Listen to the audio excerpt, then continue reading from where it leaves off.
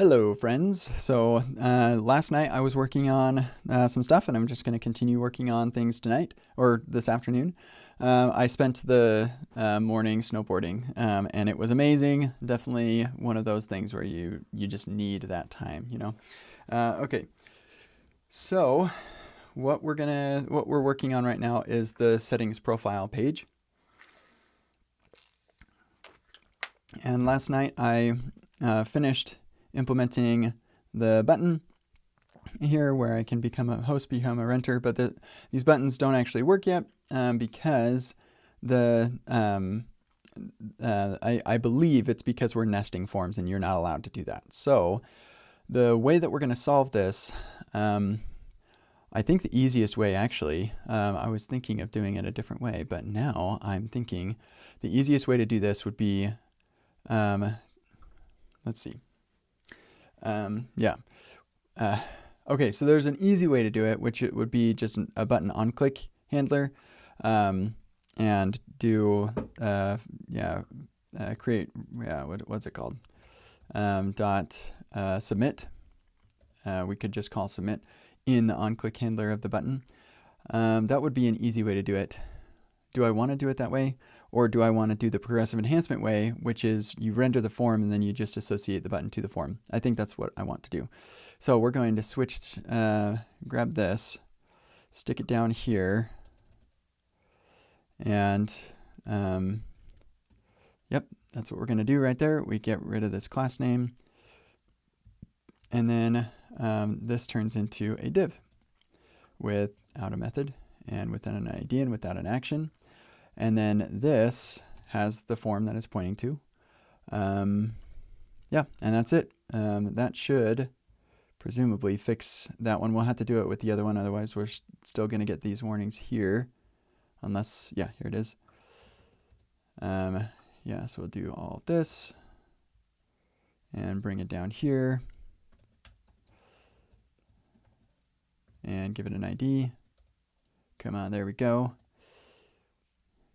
And host comes first up here, so we're going to do host first down here too. And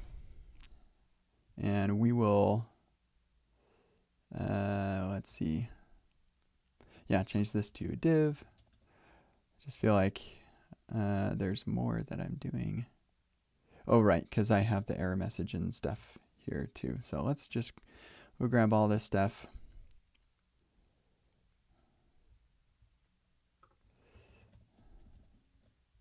Okay, and then this is create a, or become a host.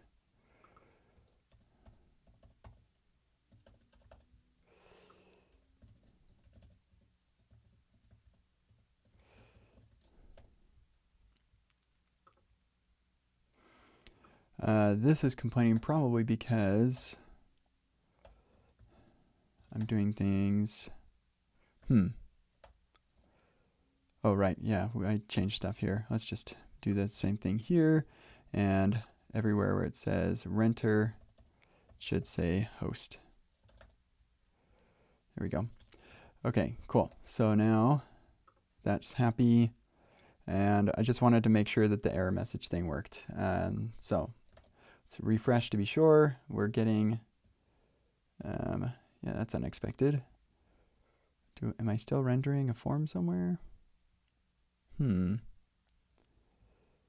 Those forms are definitely outside of this form.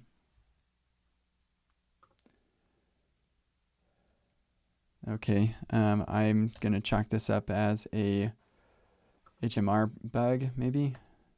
Come on. Huh.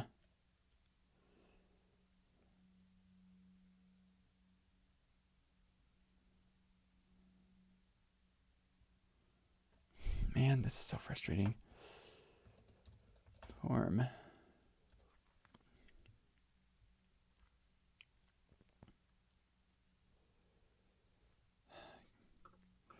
Gosh dang it, that's annoying. All right.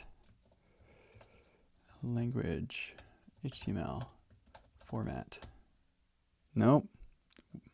Why is it taking so long to format? There we go. Okay, cool. So now we've got our form. Okay, now that's interesting. that does appear to, there it is. Interesting. I definitely moved it. Huh. So it's, did I not save? Is that it? Was that the whole thing? I just forgot to save. Golly. All right. I promise I know how to program. Sorry. I forgot to start centered. So implement profile edit. This is probably going to take another 2 hours maybe, because some of that is going to be the image upload, and I already can upload images. That's not a problem. But the challenge could be, well, I don't know. It's not certain, I guess. All right, come on. Don't make me zoom in. All right, I'm going to have to zoom in.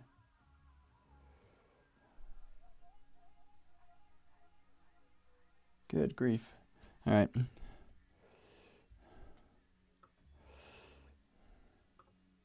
Oh, there we go. Now we're talking. It makes it bigger. Cool. Okay. What? Leave it up.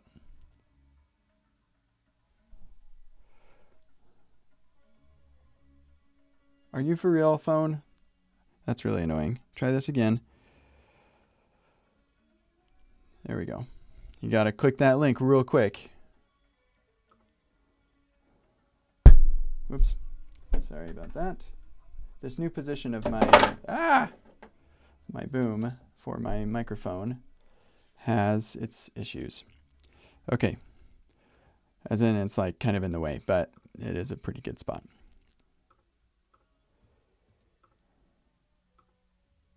Also, the general reminder, I do ignore the YouTube chat because I guess I get targeted for really racist things that like bots will come in and stuff, and it's just awful. So I can't keep control of that, so I just don't. And I'm sorry, and it's awful. Okay, so yeah, now if I say become a host, boom, unknown error occurred. Try again. Sweet. So what we're going to do so it doesn't move, because I don't want it to move, is we're going to make sure that we have room for at least one error message in here. So this has a height of 66. So we're going to give it that that height on our drop shadow thing. Min height, let's say 70 pixels. We'll do the same thing for the other one.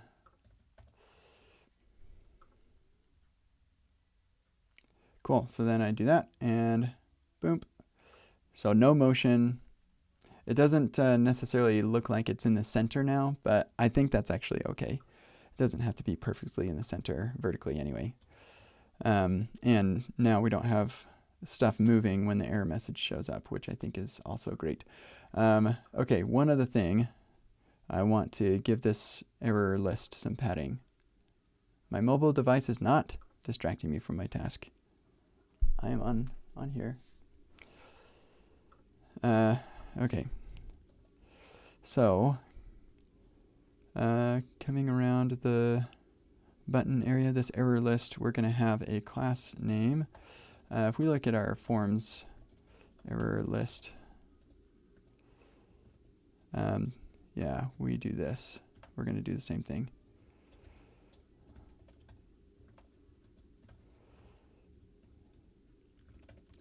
And same thing around become a host.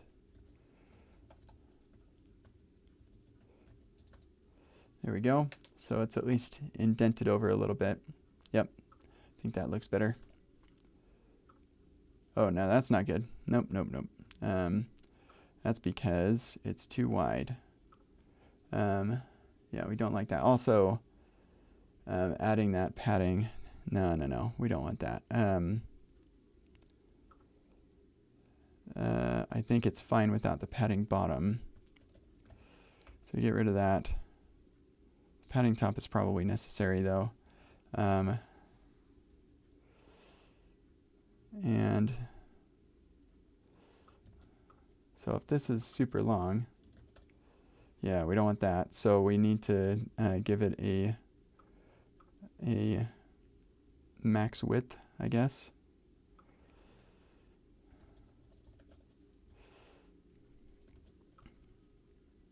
Oh, or we could center it. No, we don't want to do that. So it's 193.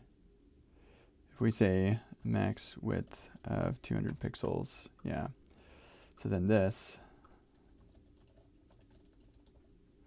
there we go. If it's super long, it is probably going to get bumped, but that's fine. Okay. It shouldn't be super long. That's the kind of the point. So max width of 200 pixels. Oh, actually, no, we specify the width to be 200 pixels. If it's max, then it still could be bumped with a error message. So, okay, let's try it once more. No, it got bumped because it, man, that's annoying. If we do,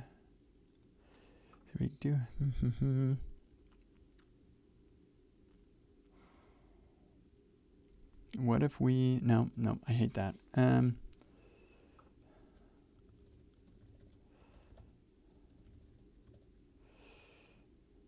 What if we do 300 pixels and then just get the button in the center. So if we say display flex, flex direction column, and justify, no, this will be align items, center, yep, there we go. Yeah, let's just do that. Okay, so, and actually I think with that, then width of 600 pixels won't matter, and even down, yeah, so we don't, well, yeah, we do need to have a width, but we could do 100%, and that'd be just fine. Okay, but with a width of 100%, if it is a long error message, then it would look pretty funny. So let's keep the width, but we'll say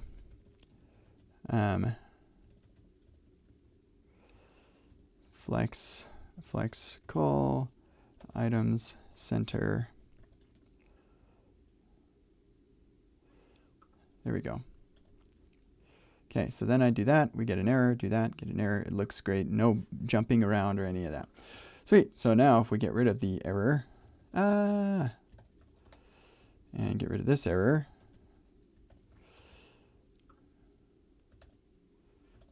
okay, cool. And we become a host. Boom, I can now be a host. It would make sense if, yeah, that we need to fix that a little bit. But I think it would make sense if we autofocus into the text area in this case. So here's what I'm thinking. We render this text area field twice. It looks like it's the same one, but it's not. I'm thinking what we need to do is actually make it the same one. The trick is, well, yeah, the default value won't matter because there is no host bio, so it'll work just fine. So, yeah, I think having this relative and stuff, we just conditionally render this and conditionally render this. That's it. Everything else would work just fine. So that should simplify things a little bit. So if there's a host, then don't render anything. Otherwise, we render that. And then, yeah, same thing for this.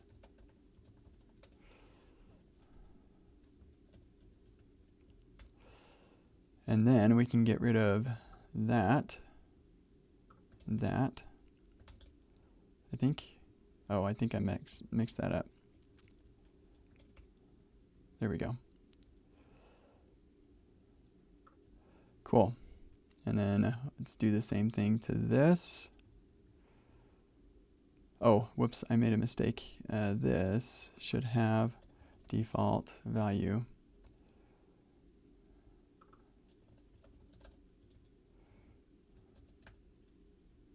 There we go. Yeah, so we just cut this, put it in place here, and then, oh, whoops, stick that there.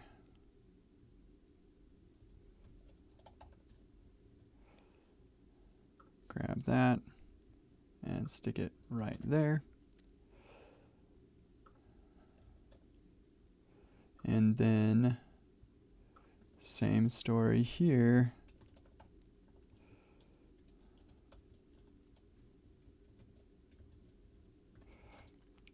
Okay, cool.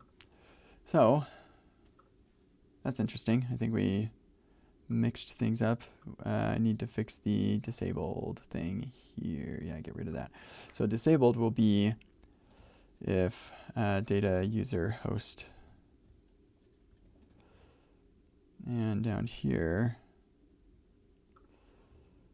we'll have the text area is disabled if there's not a renter. Ah, got that in the wrong spot. Okay. Yeah. Sweet. So that means now that the text area or the text field that we've got right there is the same one. Which means that we can look for that text field. See, I could do a ref, and that would be like the React way to do it. Maybe I should do a ref. Let's just do a ref, do it the React way. So we're going to have our host bio text area ref. And yep, that's it. And our text area will get a ref. Is this our, renter bio text area ref? And ref host text area ref, yada, yada, yada. Okay, cool. And then, so once the user has a host, we need to focus on that. So we need to know when the state changes for them to now have a host or a renter property. So let's do a use effect, and we'll say if, not host current, whatever. So if it doesn't exist, then we can't do anything anyway. And then we'll say if data user host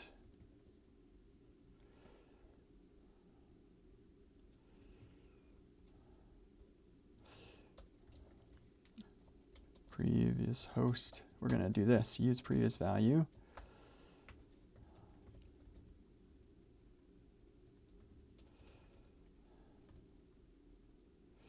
Is now host.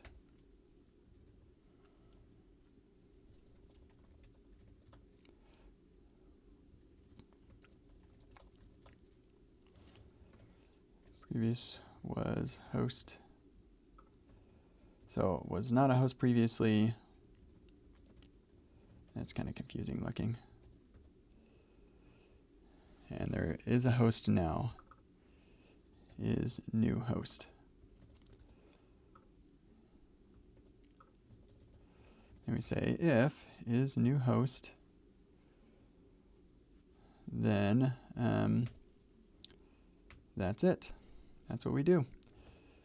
I'm pretty sure that should work. One thing I'm not positive about is on that first run. But yeah, pretty sure use previous value is going to start us off with the current value, so that'll be fine. We're going to do the same thing for previous was renter.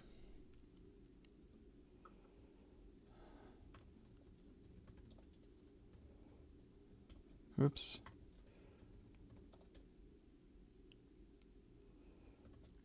Okay, and now we can do a little manual test of this. Become renter. Let's clear all this out. Become renter. Boom. Focused. Awesome. Good. And now I'm a renter. Hooray! Yeah, that's a great UX right there. I think that's great, personally. Okay, so now here we've got, I think we just need to have the same padding in the text area that we have in the input. So let's go to our forms. Input. Padding top 4. Where's my text area? Here we're saying padding top 4 too. Somehow though, yeah, see, it looks like it's the same padding, but somehow we end up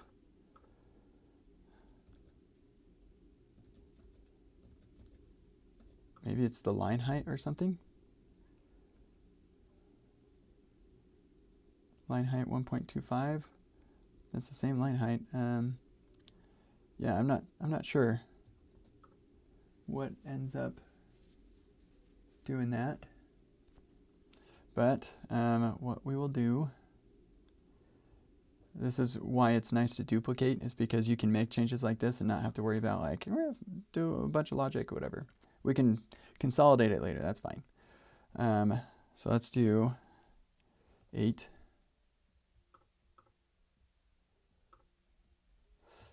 Sweet. Okay, cool. This is a bio. Isn't that neat? You know, there's only one word that rhymes. It's sweet. Actually, it's not only one word that rhymes. All right. Good. Yeah, that's great. I feel good about that. So, yeah, we are diverting a little bit from the actual design. But that's fine. So let's bring in change password and that stuff. Let me just call out something really quick. Isn't it cool that I have these like one-off buttons that submit a form, and I get progressive enhancement because I'm just rendering the form somewhere else. Like I can't put forms in forms, but I can put this form over here and have those buttons submit these forms that are like somewhere completely different. I just think that's cool, personally. I just think that is neat. Okay. So next is, let's fix this submit button really quick. And this is a capital button.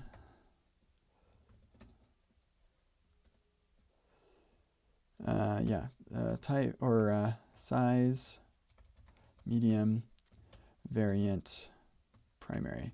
And you might think, Kent, aren't most of your buttons medium, size, and primary? Shouldn't those just be the defaults? To which I respond, yeah, maybe, but I kind of like the explicitness. So here's something interesting. This does not match up with the standard. So we could do a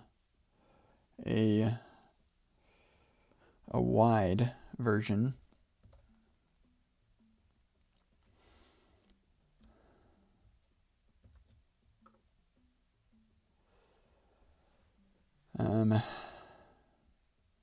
Yeah, so we get 20 and 20 and 56 on either side.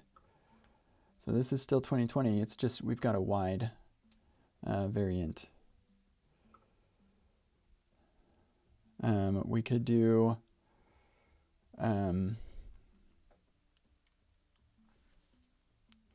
You know what would be best is we'd say medium wide.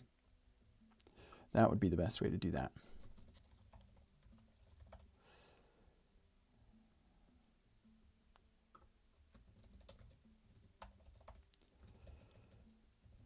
Okay, and medium wide just has x, let's see, 103. So like 26, I guess.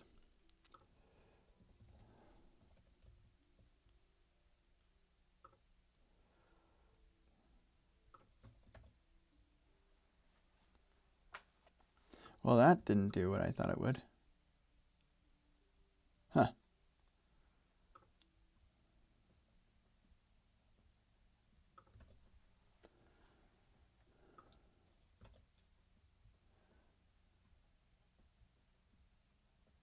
That's interesting.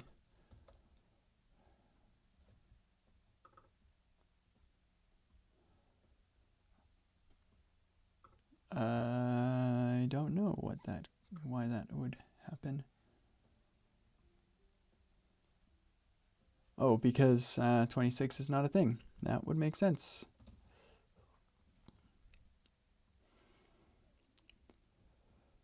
What does 24 add up to?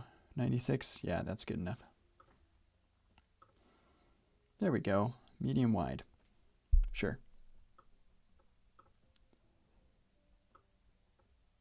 Interesting. So it's focused. Let's fix that. Yeah, we need that also. Yep. Okay. There we go. Okay, cool. Save changes. Is changes capitalized? Apparently not. Okay. Now let's do flex, justify, center to get that in the middle, and then we need a little bit of space above, but that'll be a little different. Oh, yeah, huh. This needs to include space for error messages. So even though we're not going to have errors for this, but since we've got the generic solution, see, this is why you don't pre-abstract, because then you start saying, oh, well, I got to build it out because it's a generic thing. And maybe one day it will have errors. Well, maybe it never will. And now I'm doing work that, like, it may not need. I don't know.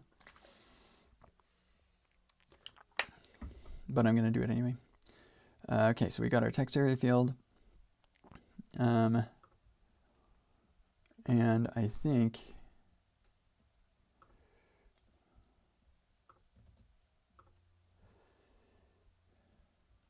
yeah, that min height comes from the field. This one, we do get the min height also. Where is that class? Here it is. Is that right? Yeah, there's the min height, but it's the wrong kind of field. So we're going to say text area field.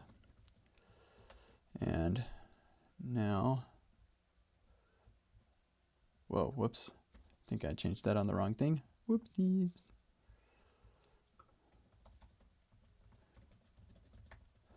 Okay.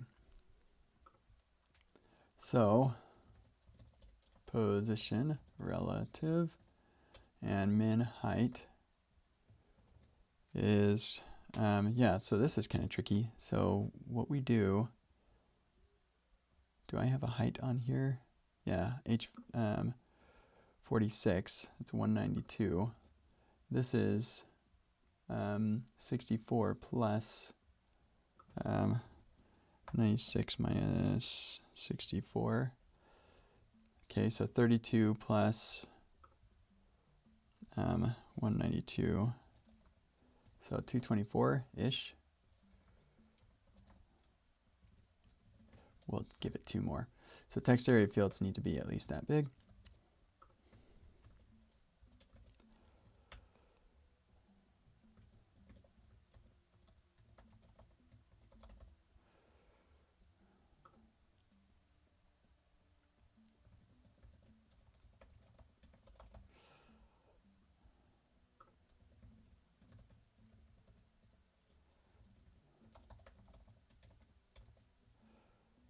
Okay.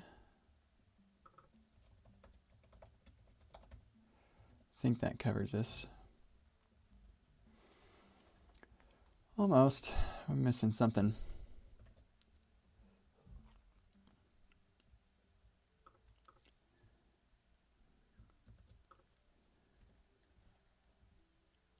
Label's still showing up down there for some reason. And it's because those classes weren't there. Who knows why? I don't know. There's probably some HMR bugs in Remix. But this has always been my experience with HMR. There's always something that makes it behave funny. Okay, so I think there is something wrong with this. We want this to be 7, maybe even 6. Oh, that looks about right. No, actually, you know what? 8 was correct.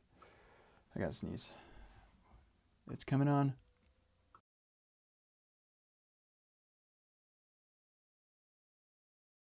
I hate that. That's like one of my least favorite things, is to feel like I'm gonna sneeze and then not. I do not like that. Okay.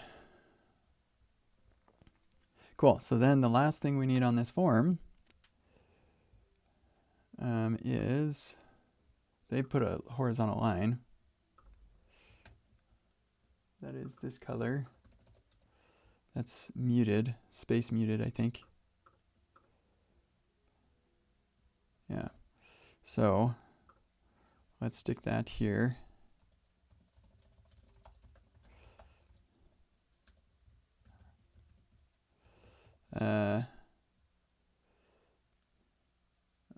Hold on a second. See, they're doing a border. Yeah, maybe this should be a div. I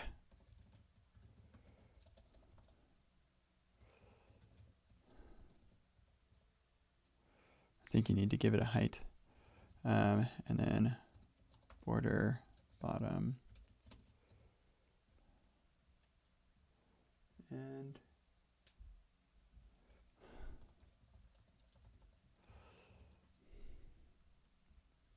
see what that does. Yep, there it is. It does show up. Does it look like that? Yeah, I guess it's pretty thin. That's fine. Okay, then we have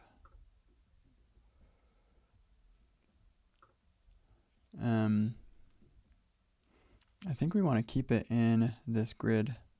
So we'll stick this here.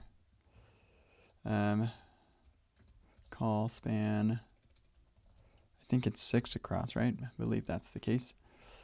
And then we have some more fields here. And actually, I don't think we've got those fields in here. So let's add those. Password.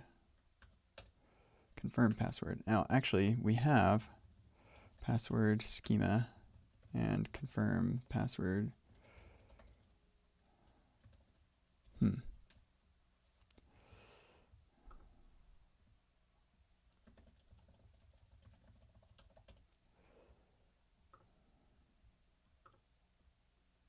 And then we have a super refine. Okay.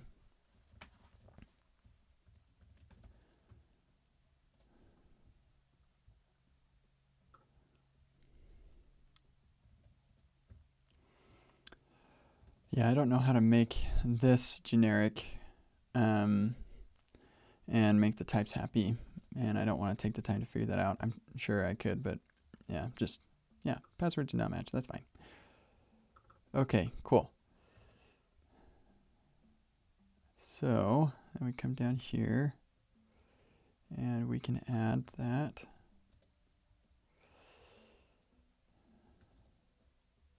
Nope. Field.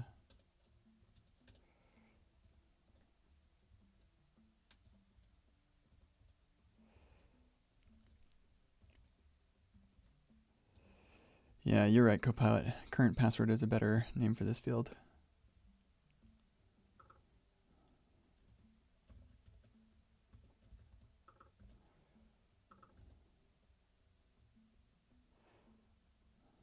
And confirm password actually should be just new password. And actually, yeah, we don't need to match. We're not confirming, so.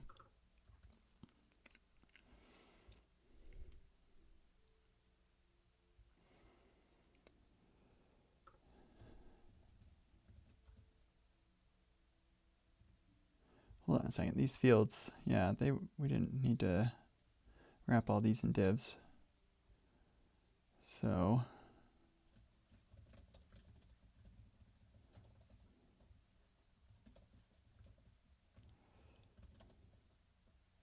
where's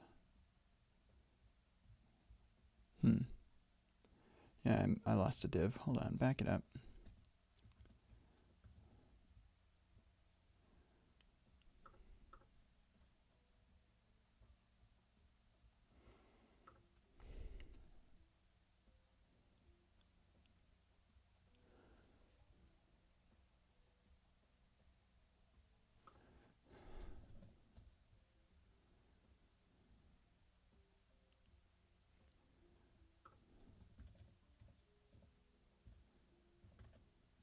Yeah, we're missing something. Something messed up.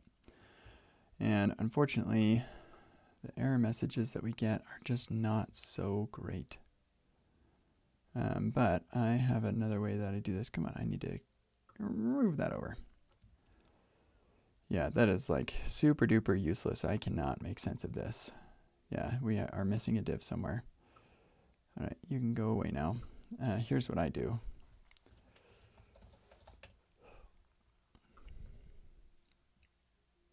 Oh, no, that's interesting. I think this is TypeScript. Here we go. Yeah, so this one's missing a div. The grid.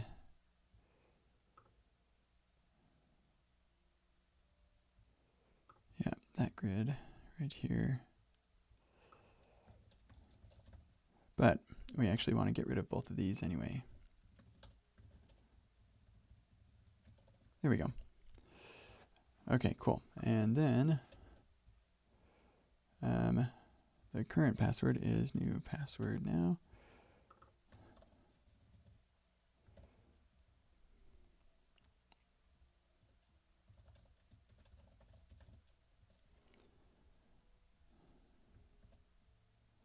Okay, cool.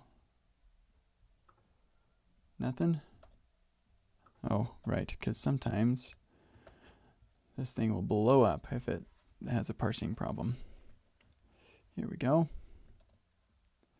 We've got our passwords. Let's give it some space. Yeah, change password. We've got a label here.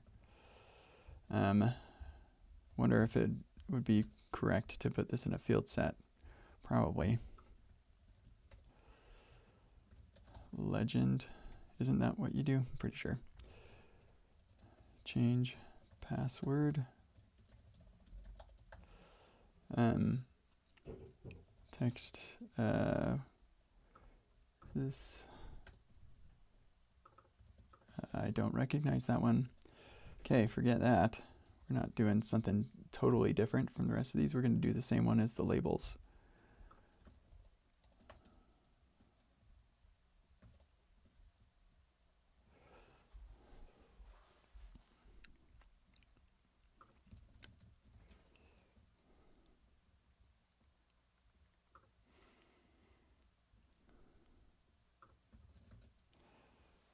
Okay, it's also going to be, I think that looks like text large.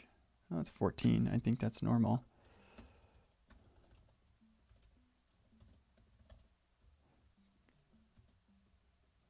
Oh, okay, it's actually small. Okay, let's just see what this field set thing does. Yeah, interesting. Okay, that makes sense actually. We need call span 6 and flex justify between and gap that is equal to 10. And I think Oh, that messes that up actually. We need, because the legend is part of that. So we need to wrap all these in a div. Night and day instead of space and sky. That is such a good idea. I'm absolutely going to do that. Thank you.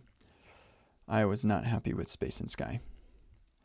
Space, like that, I was pretty happy with, but sky, not so happy. So night and day is better. I will fix that. Thank you, Oneman.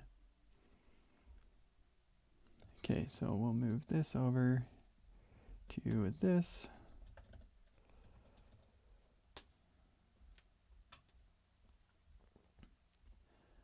Come on. Huh. I think we need to put flex on these. Or not flex, flex 1. There we go. Okay, and then, yeah, that color is different, but I don't think that contrasts very well, so this is better. Even that, we're having problems. I think we should probably bump up the font size. And then let's also give it a little space. See, padding top. How much space do we have here? 48. That's 12, I believe. And then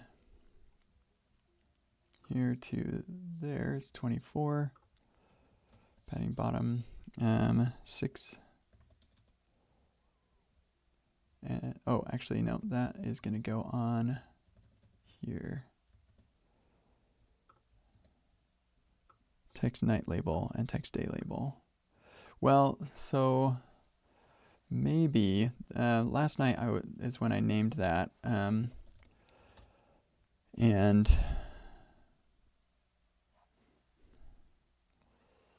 because there were some, I can't remember now, but in the designs there are some labels that are dark gray and some that are light gray and some that are purple, like light time. So I'm not going to change the labels yet. I probably will change them eventually, but let's go ahead and do the space thing and sky thing. So sky. Oh, that's interesting. Oh, right. I haven't done light mode yet. So we can actually change this right now to day and space. Well, that's too bad.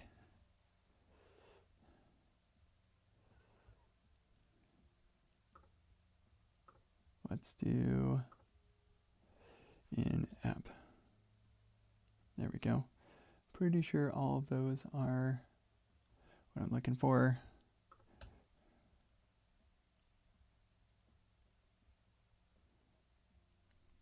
Yep. Okay, we're good. So now this is going to be night.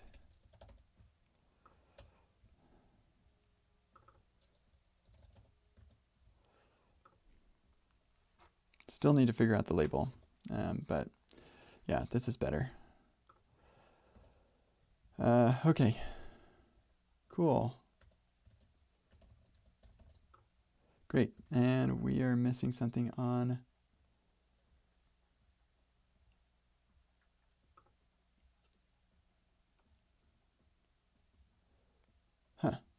I definitely thought that the legend would appear below the padding there.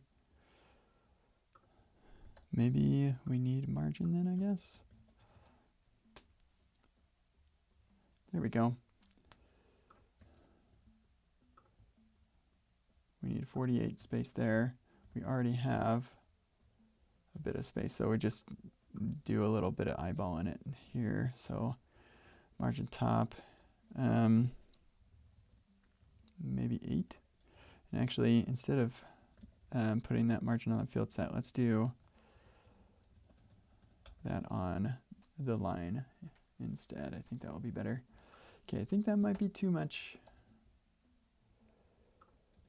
So maybe 6 or 5. Maybe 4.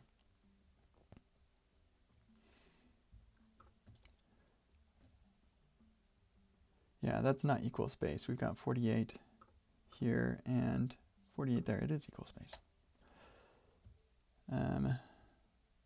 The trick is that I leave space for an error message, and they don't account for that. That's why this is a little more tricky. Okay, I'm supposed to take a break. Let me just do one last thing, and that is to increase this to 5. Might make it look a bit more even, maybe 6. I think 5 might be better. No, 6 looks good. Okay, gonna take a break. See you in a bit.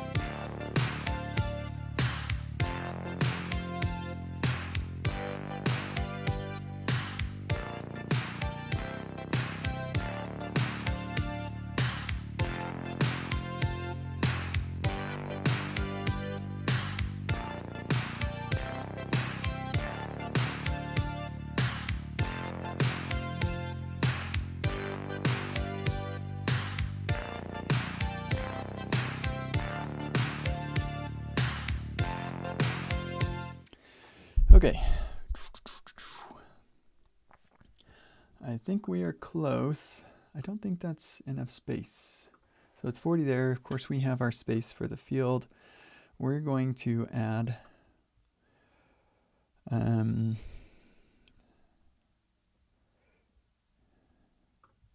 let's margin top of 5.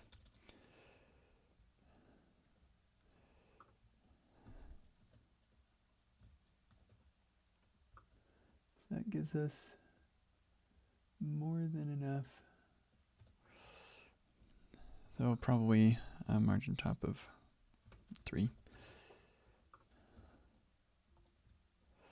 Okay, cool.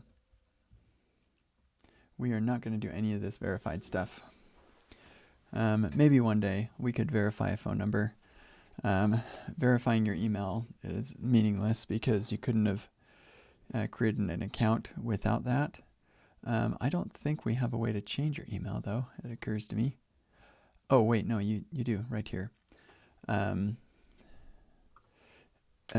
doesn't actually do anything, though. We've got a to-do for that. To confirm. And yeah, so for right now, we'll make that email disabled.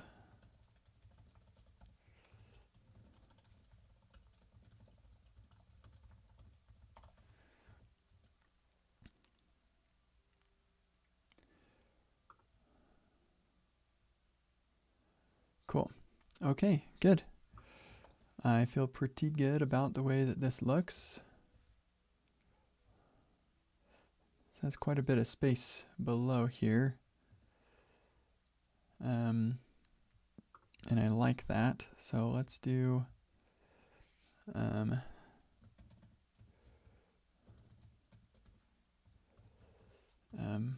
bottom. Okay, so it's going to be 36 is probably sufficient. Good. Okay. This is my host bio. Save changes. Ah, yeah, we need to make those optional. Whoops.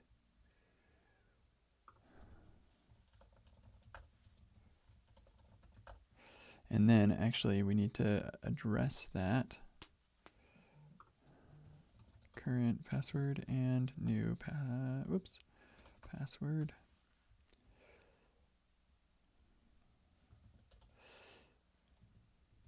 If current password and no new password, then we're going to throw, well, actually, yeah, return JSON.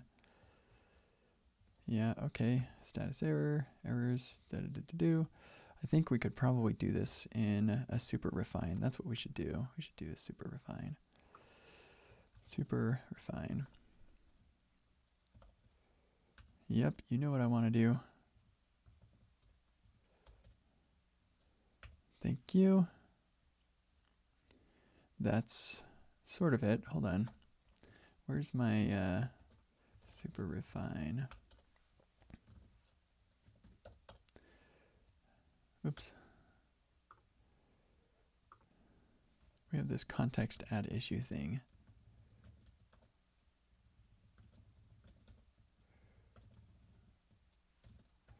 Maybe what it was doing is just another way to do the same thing, but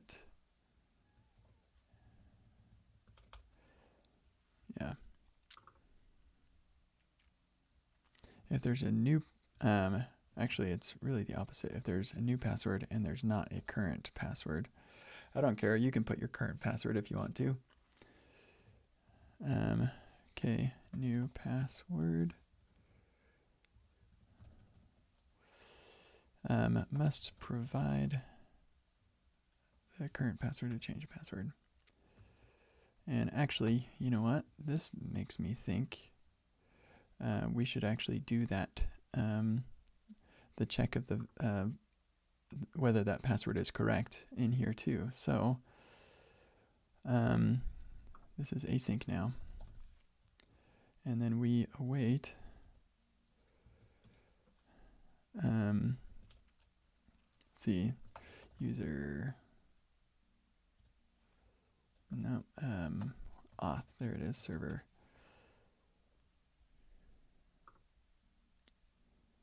Verify login.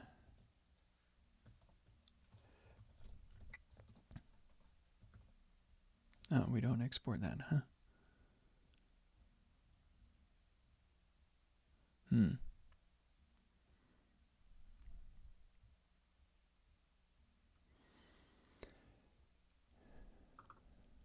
Yeah, we're gonna just change this.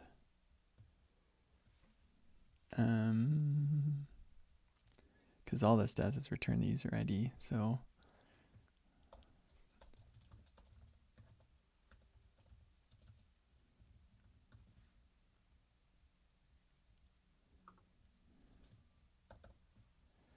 yep, that's what we're gonna do.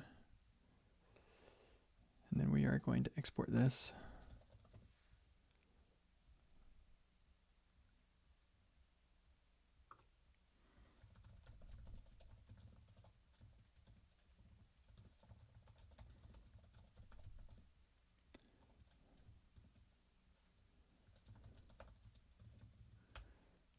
There we go. Select as little as possible. So then we can verify login with, no, this is going to be username.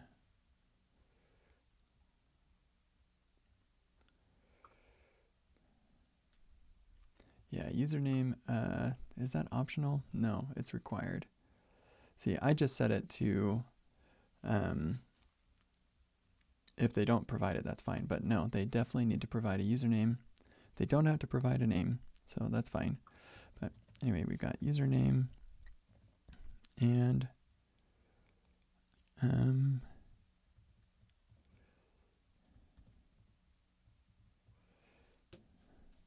if there's a current password and a new password, then we're going to do this check.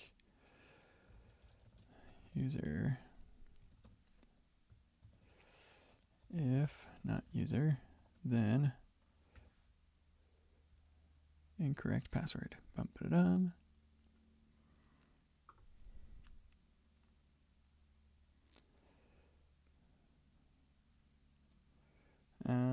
And that's as far as we're going to go.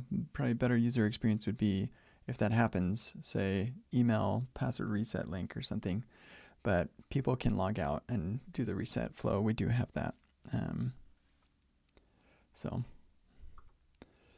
part of me is saying, let's just get rid of this altogether. But because like we have that password reset flow, but that would be really annoying as a user. So, okay. Great, so now down here it's complaining because, yeah, these errors are wrong. Also, this result should be, we need to do safe parse async.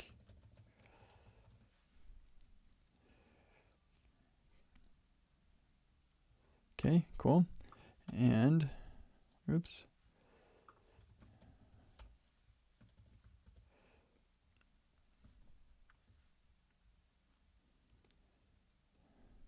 We need to do some of this. Export a function. Update user password.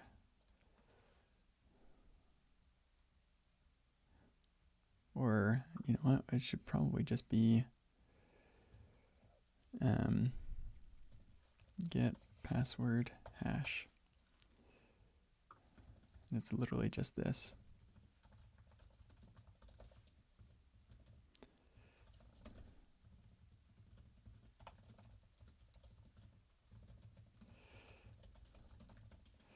Okay.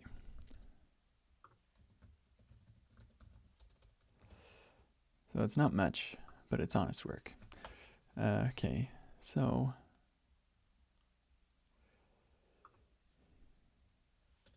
password if there's a new password.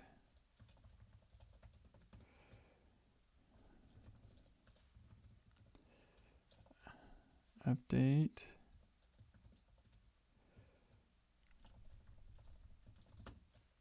Or I think it's hash. Yep. Await get password hash for the new password.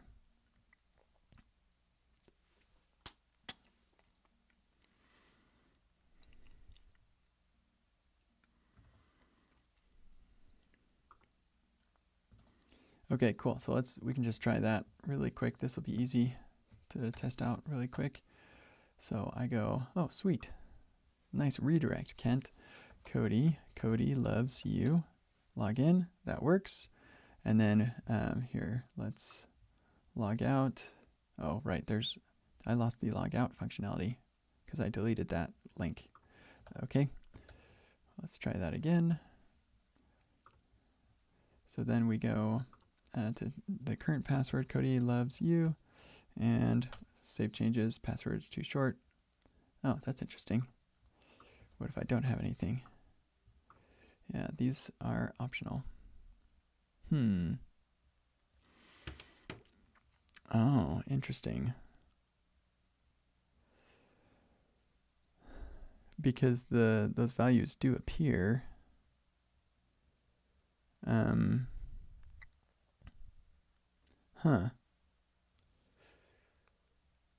Yeah. I think we can do like a coerce thing. Let's look that up. Zod.dev, coerce.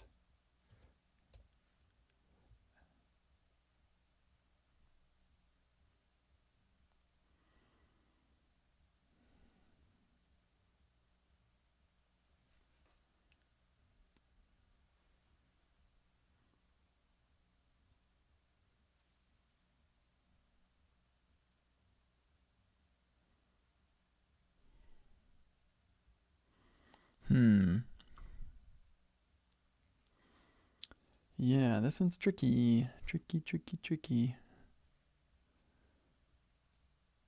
How do you make it so that it's optional? But if it's provided,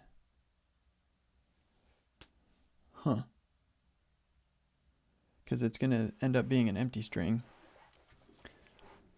I wonder if we can do this in my little forms abstraction here, where we can find it easier this way.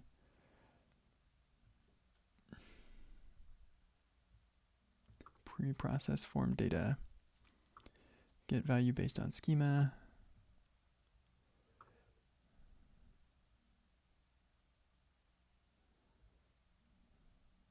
Transform data value based on schema.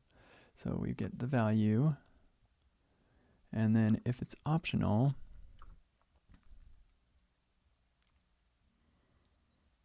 I think here we say if the value is an empty string, then we return undefined. Let's see. Yeah. If value, or actually I think it could be null.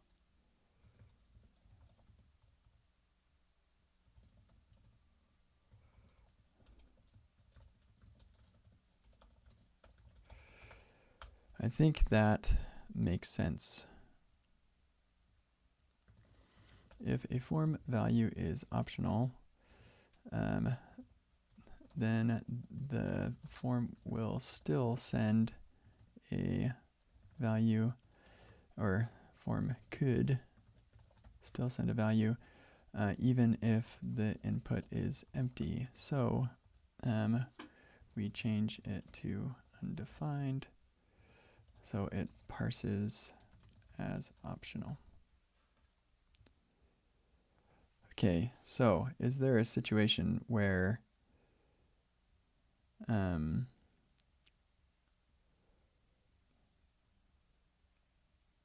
Okay, so I've got my bio. I want to clear out my bio.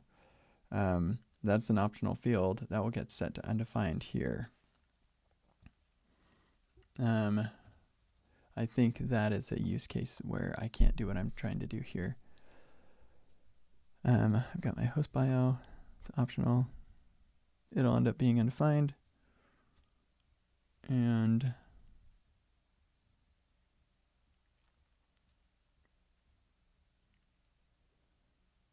I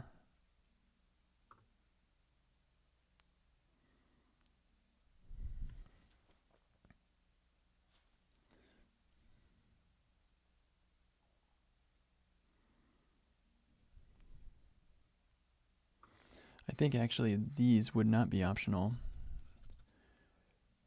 Oh, but they would be because the fields will be disabled. Dang, that's tricky. Tricky. I can't do that. That is not accurate to reality. So really, the solution is a little bit of copy paste.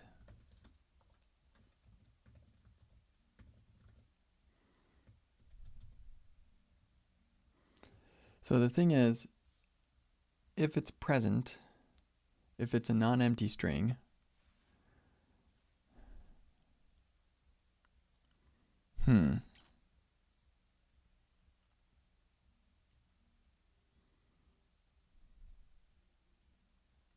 I basically, I need it to be either length of 0 or a string between 6 and 100.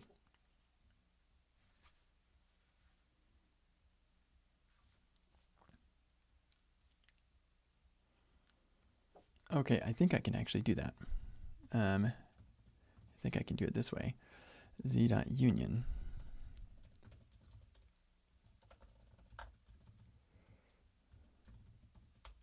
So it's either the password schema or string min 0 max 0.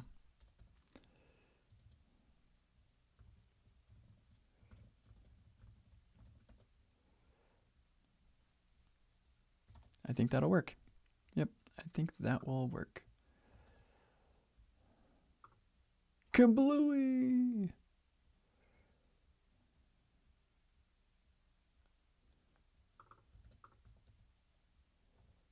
Yes, that, yep, that makes sense. We've got renter bio and host bio.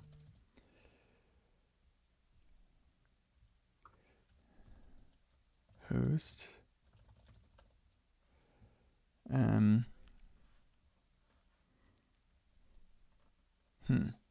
Yeah, so host bio, because host bio could be undefined, yeah.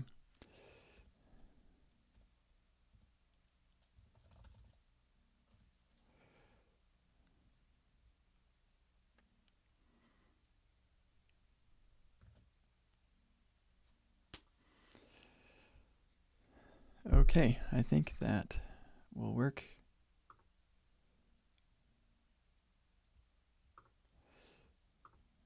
Kablooey again.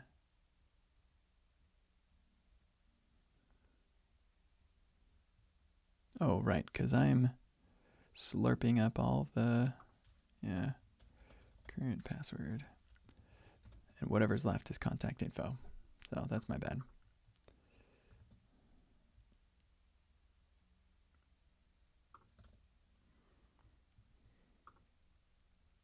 Ta-da!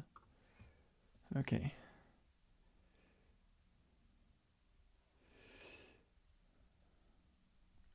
I need to do something now that I'm thinking about it. Oh, right, here, let's just, no, I gotta do this while I'm thinking about it. Real quick, just give me 1 second.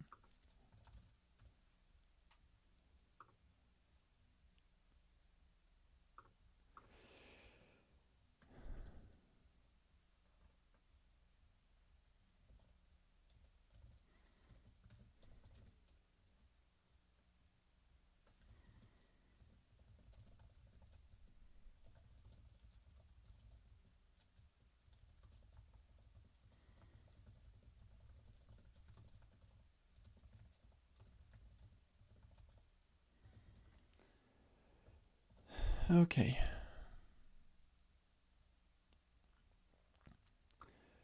Sweet. So, blah, and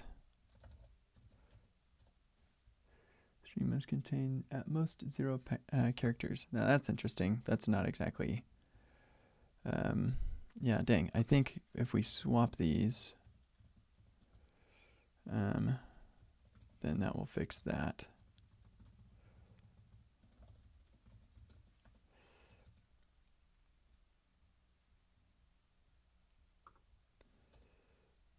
Password is too short. Yeah. That's good. Incorrect password. It was too short and it was incorrect. Cody loves you and Cody loves you too. Save changes. That's interesting. Did it work? I don't know. It apparently did. But we did not get a form reset or any indication of success. And we should definitely do that. I'm going to add a comment to this.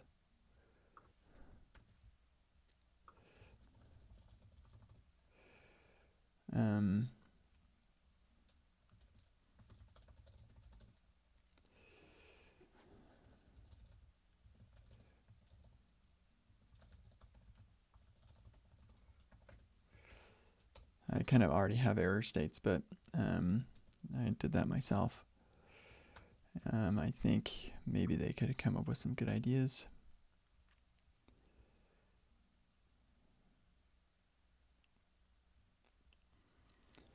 Okay, 555, 1, 2, 3, 4, 5, 6.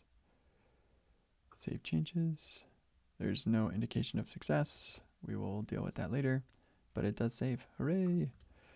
Can I get rid of it? That's another question. Save that, refresh, boom. Looks great. Man, I love the star field. I think that looks so cool.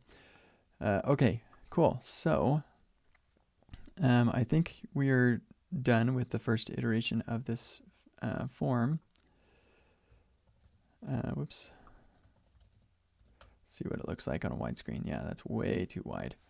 So we need to have a max width on the form here.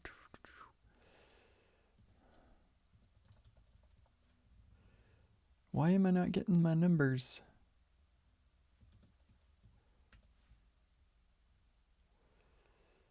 That's actually probably pretty good.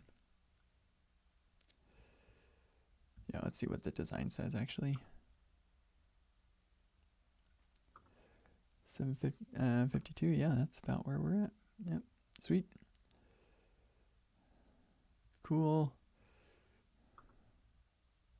And then on smaller screens, because it's in a container, it does sort of work. I think the gap could probably change, but we'll do mobile later. I mean, we do care about mobile, definitely. And normally, I probably would want to do mobile as I'm doing everything else. Maybe, but I am under the gun to just make the thing work. And so we are going to just proceed. Okay, let's talk about the add photo stuff.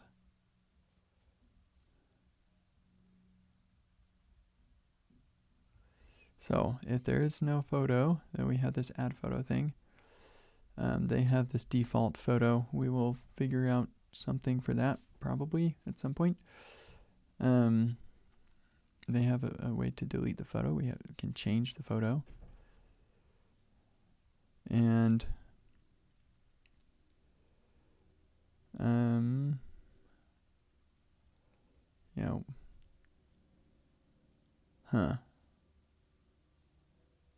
so you can select the photo.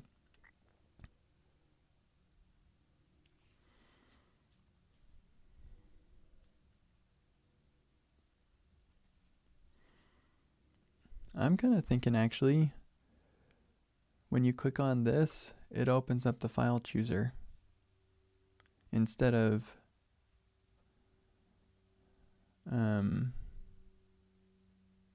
and then that gets saved along with the rest of your stuff. I don't know. Yeah, let's just do the modal. It's fine. That way we have a good way to delete it and everything too. So I'm just thinking once this is opened up and you click on either add photo or change, that's going to open up the file chooser. And once you've selected your photo, does it automatically update? How do we do this in a progressive enhancement way? Well, yeah, we're going to do this as a routed modal, so you should be able to get there either way. I think we need a save button. Maybe the select.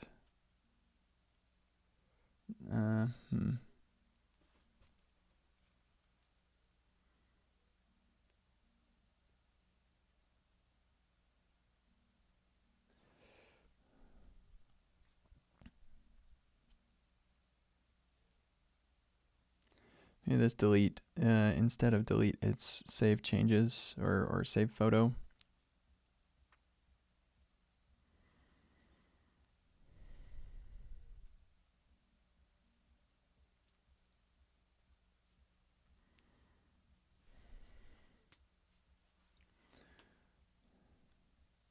Maybe you click the photo here to open the file chooser.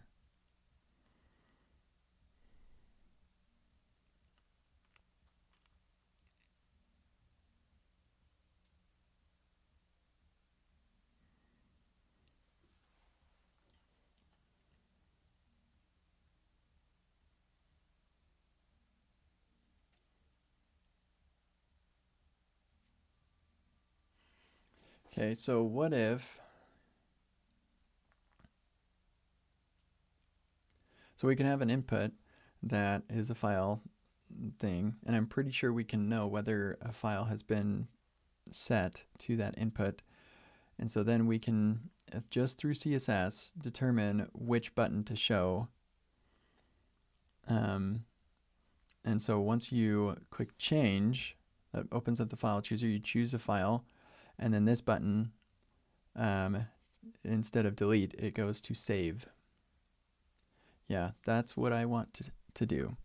We will try that. Okay, so we're going to go settings, profile. Here, let's do settings plus profile. That should be exactly the same. And now we have profile, photo, TSX. And then I think we probably crashed the server. Yep. And then here,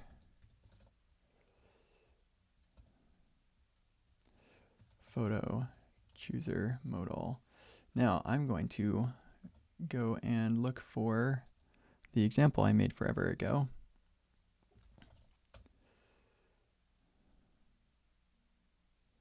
In the pull requests. I don't know if it was ever even merged. Modal, route modal.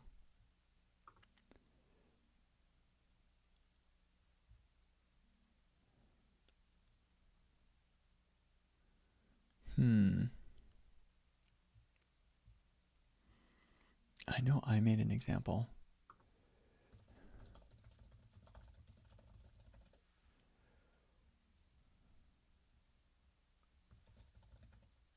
Wow.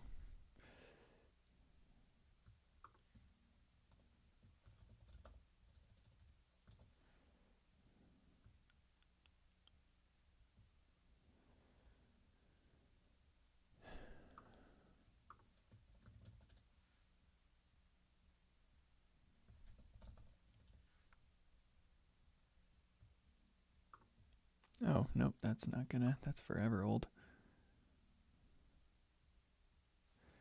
Okay, this is probably as good as we're gonna get. I know I did this. I think I even live streamed it.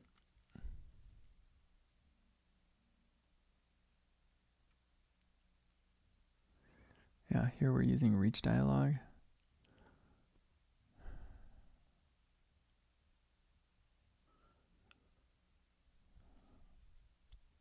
I had a cool way to do it. Wonder if it's in the remix examples. Route modal.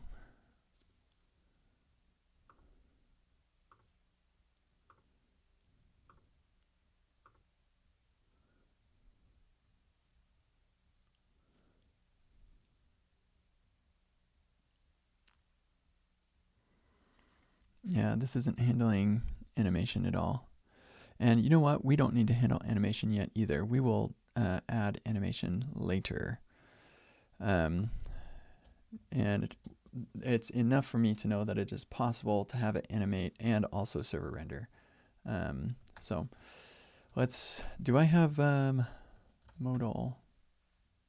I do not. Let's get the Radix UI modal in here. Dialog, here you are. Ka-chow. Beautiful.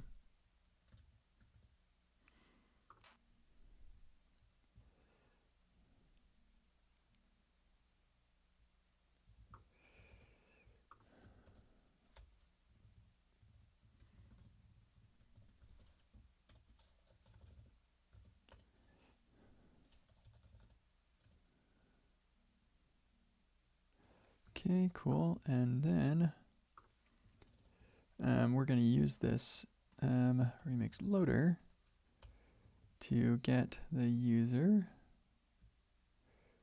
We're going to use some of that stuff too here in a bit.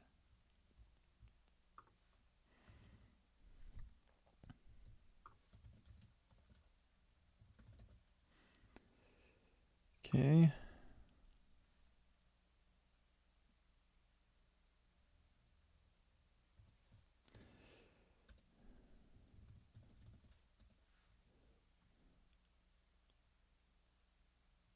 That is wrong. I think it would actually work, but we don't want that. And for us, we don't need, yeah, I don't think we even need the ID, the name, username, email.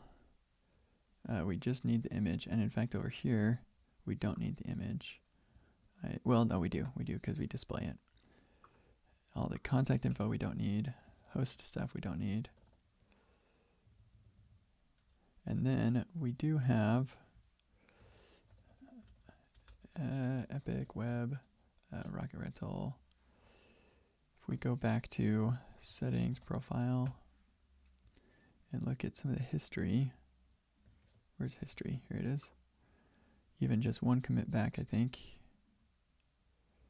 Yep. Then we should get this, which is, I think, all that we need for our photo chooser thing.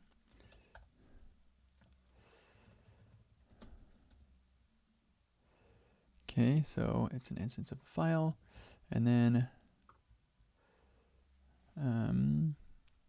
oh yeah, let's grab that max size thing.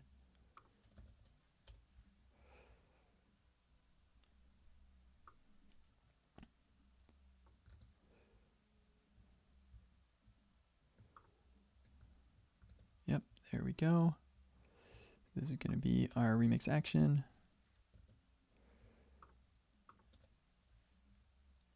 Oh yeah, here's where I implemented the file.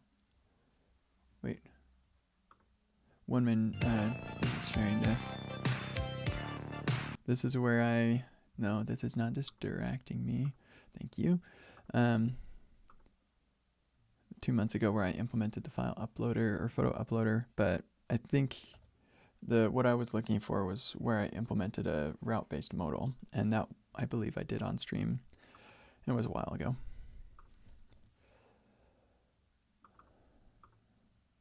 Okay,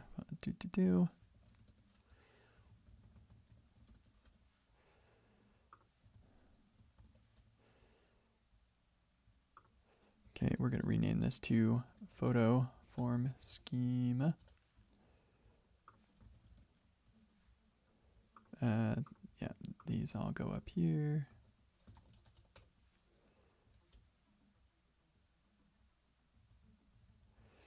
Yeah, beautiful. Okay, and then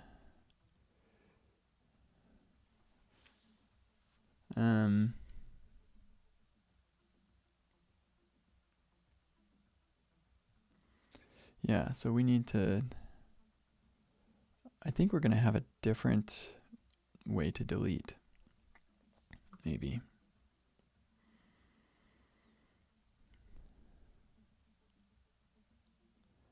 Might be easier because this action could be, it would be kind of complicated, maybe. Actually, maybe not. We'll look at that later. Let's just get the photo uploaded. So then we can get our profile file. I'll call this the photo file.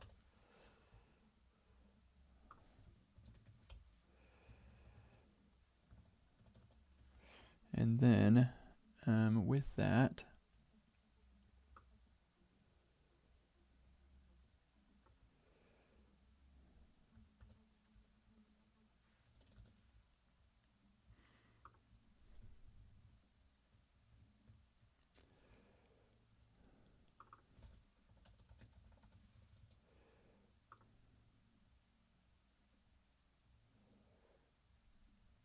okay.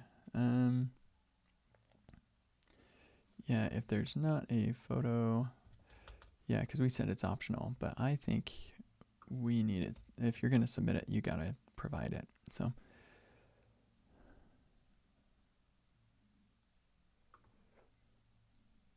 okay, and then this is going to be our stuff here, but yeah, previously we had a photo.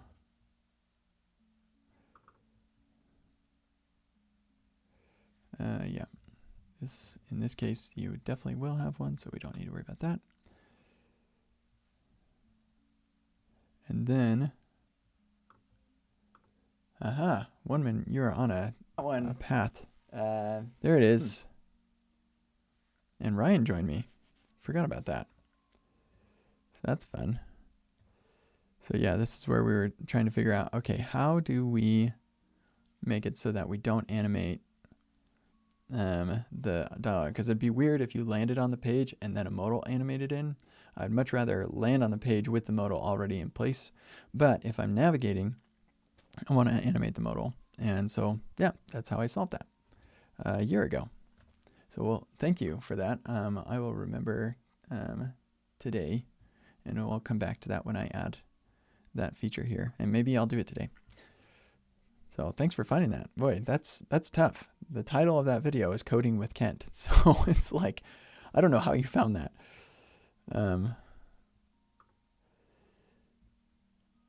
Okay, so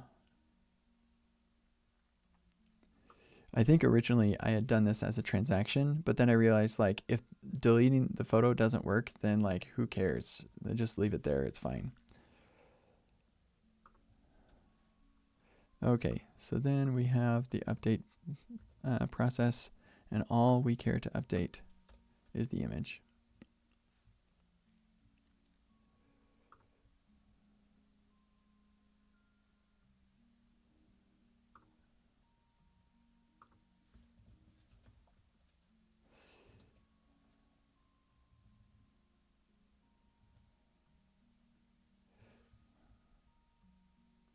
Yeah, upsert. Update. New Prisma photo. Yeah. YouTube found it. Maybe it was from the auto subtitles or something. It was, yeah, that's wild. That's awesome.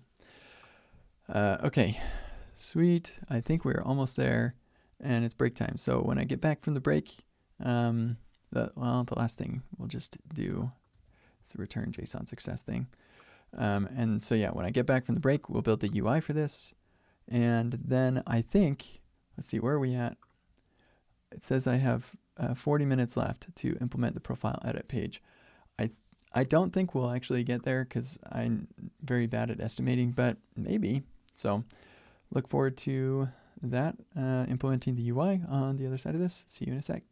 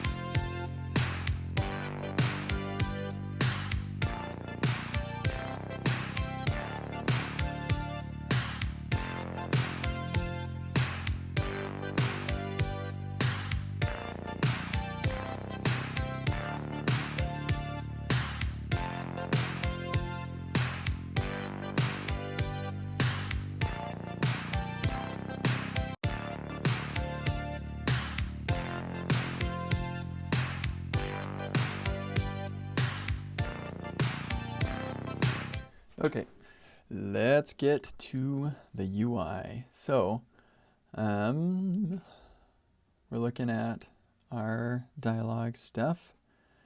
And you know what? I'm just going to copy all this, bring it down here, bring the dialog root stuff up here, get rid of all this nonsense, and stick that in here. I thought I had dialog in here. I guess I did not.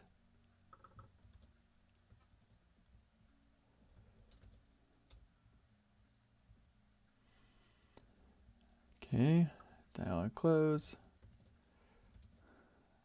X as child, huh? What does that as child thing do?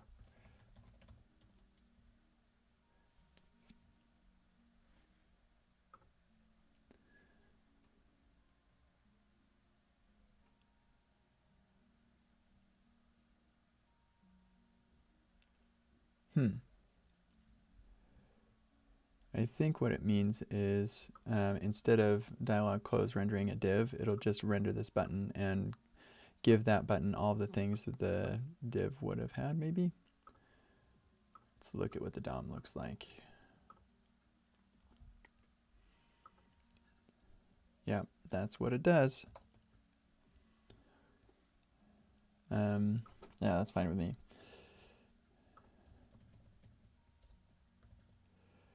Okay, and on click, this will actually, you know what? This should be a link.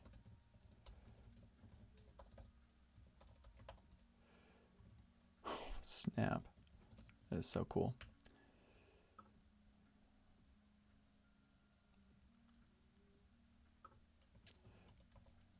Open true.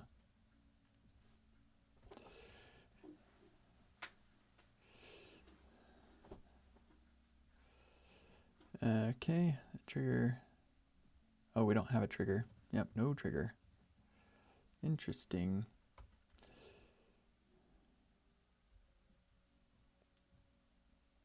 Yeah, for us, we just navigate to this and Remix manages loading it up for us. Okay, forget this. Dialog overlay, huh? What is this dialog overlay stuff? I wish there was an easy way to convert that to Tailwind class names.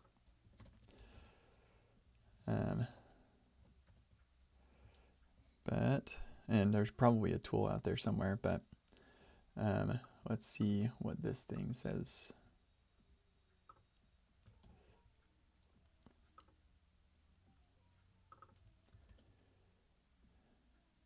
I think what we'll do actually is just a, what is it called? The backdrop, or yeah, that was it. Backdrop blur.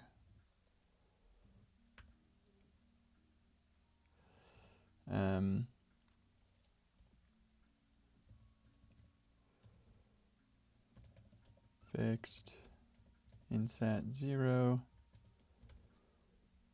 and no animation right now. We'll deal with the animation later. Okay, then dialog content.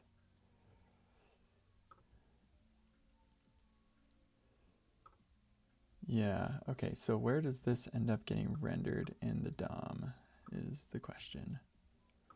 So it'll end up right here.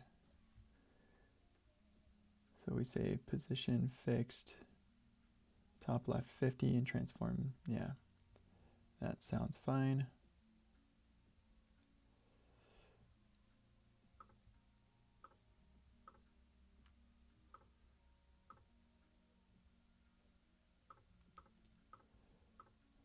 Yeah, okay.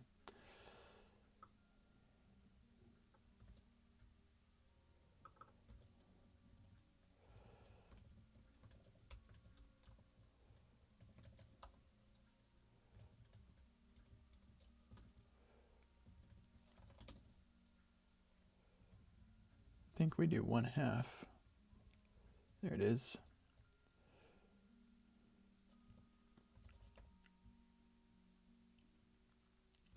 Yeah, sure, sorta.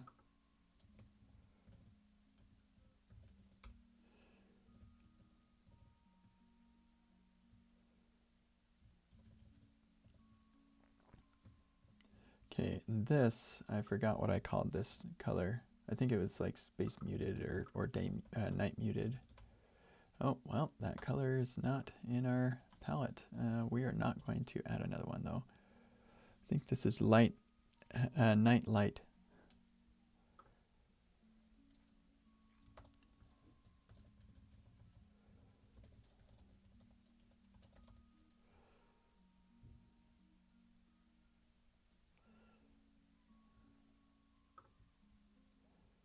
Yeah, we'll look at what that ends up looking like. And then dog title, profile, photo.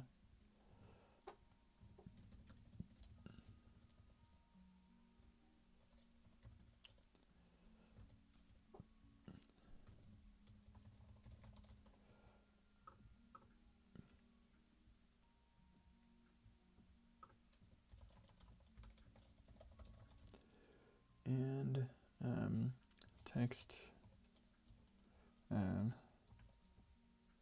need it to be 40, so 3XL I think, 4XL. Yeah. And font bold. Okay, cool.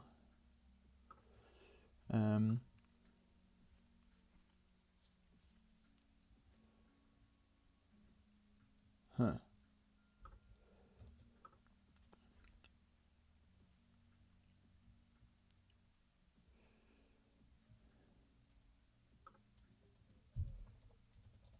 I think that's what we're gonna do. Not sure why they do it that way. Why do you need a title? Just contents. Not sure what the title's for. Okay. And then a description. We don't really have a description. Maybe it's for accessibility things. Okay, and then look at all these form things with no form. Okay, so then when we submit the form, I think it makes the most sense for the modal to go away.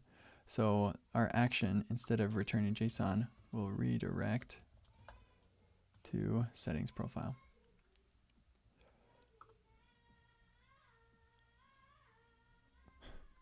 I don't know if y'all can hear my daughter just singing at the top of her lungs, but I love it.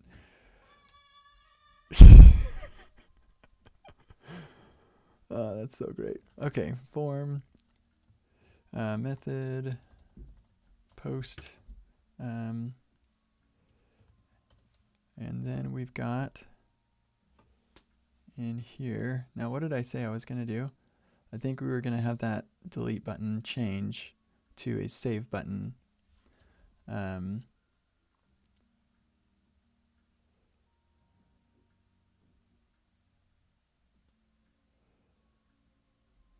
In fact, no, we want to keep the change button around, I think. I was thinking when you select a photo with the change button and then you choose one, then it just has a save button. But that wouldn't make sense. The problem that I'm facing is if we change the delete button to a save button, then that looks like it's a secondary button. Change would be a primary. And that would be kind of odd.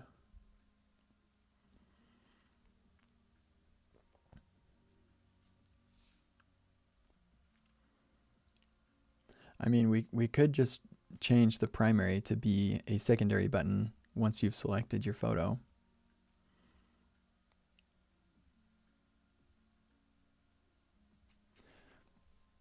I don't know. Let's just get there and then we can make this decision.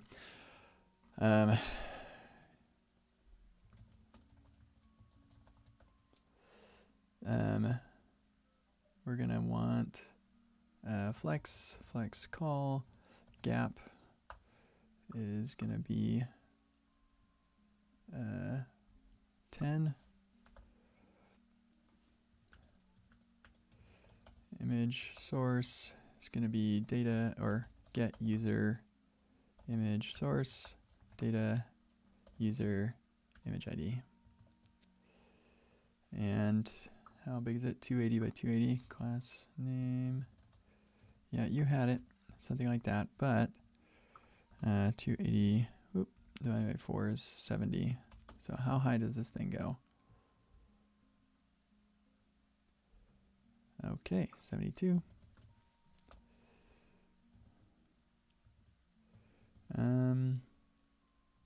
I don't know if we need MX auto there. We do want justify center and items center. Okay, and then we have a div that has class name, flex, and our gap here. Oh, come on. Really? Ah, that's really annoying. Button. The gap is 16. So gap is 4, right? Yeah. And when I was a kid learning my times tables, I learned that 4 times 4 was 16 because you had to be 16 to drive a 4x4. And I guess it's stack. Okay, so we've got our button.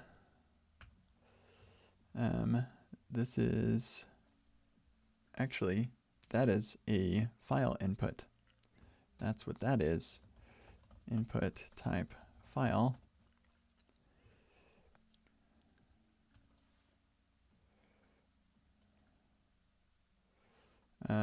Actually, it's not. It is a label button.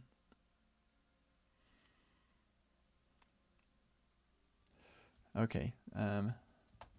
Customize label or image or file chooser button CSS HTML. Pretty sure we just. What is this? Yeah, that does. Yep. Okay. Yeah, so.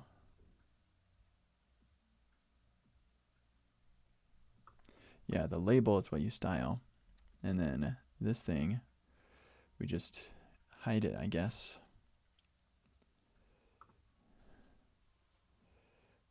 Display or class name hidden. I think that just display none. SR only. I think that's probably what I want. I don't want it to be display none because I'm pretty sure, I'm not positive, but I think when you do that, it doesn't show up in the form. I guess that's something I should probably test. Can you put a label inside of a button? Label in a button.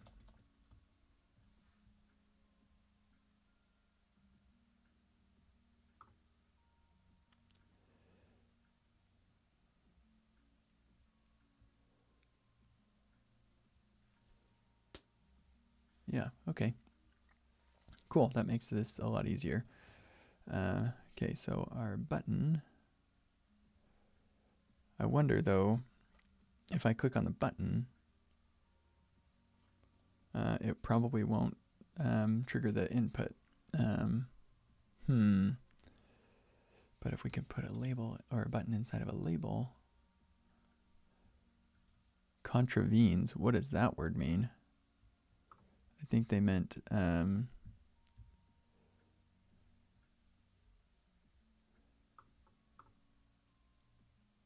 yeah, okay. Label not triggered quick. Yeah, that's what I thought.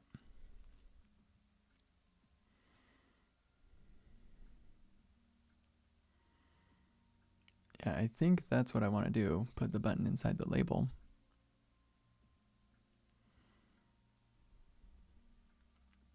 Hmm.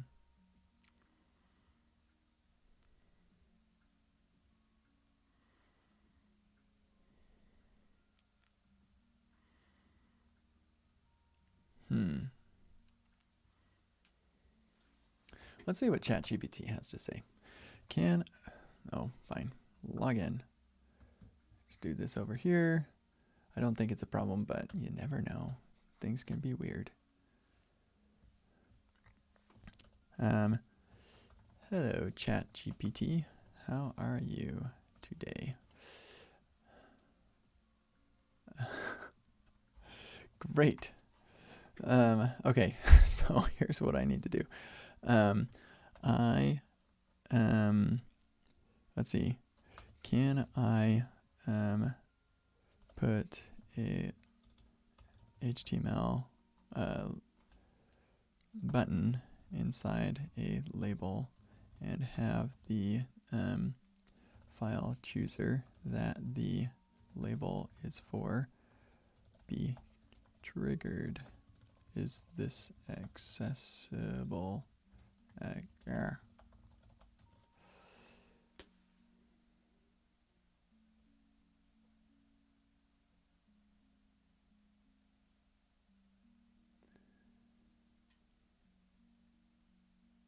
Yeah, okay.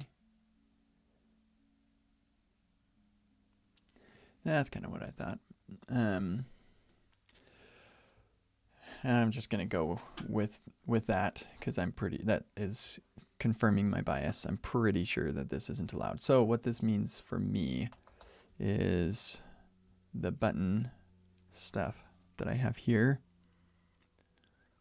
We're gonna make a function called getButton class name. We're gonna take all these same arguments and we're going to do that. And to make this so that VS Code and everything does the right thing, say class name and return class name. So now, yep, that does not work. Dang it.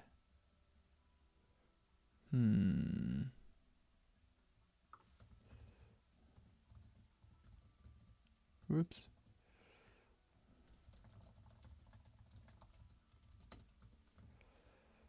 So that's going to work.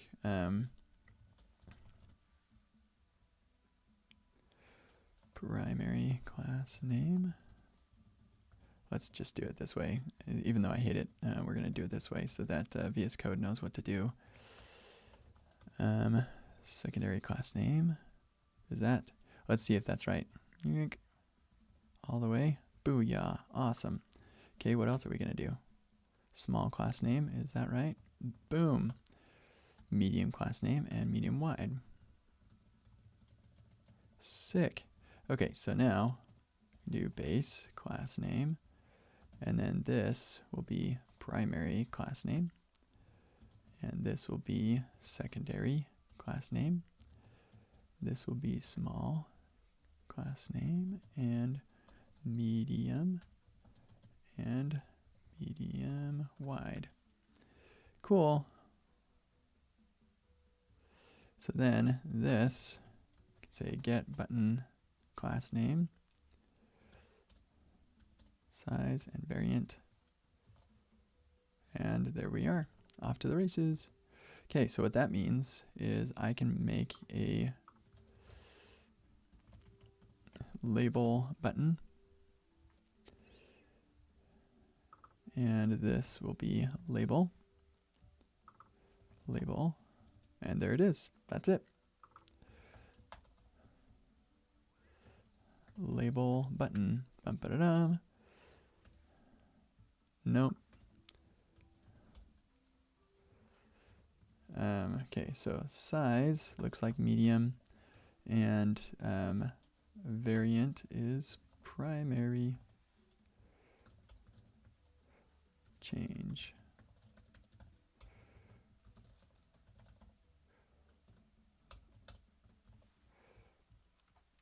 Okay, cool.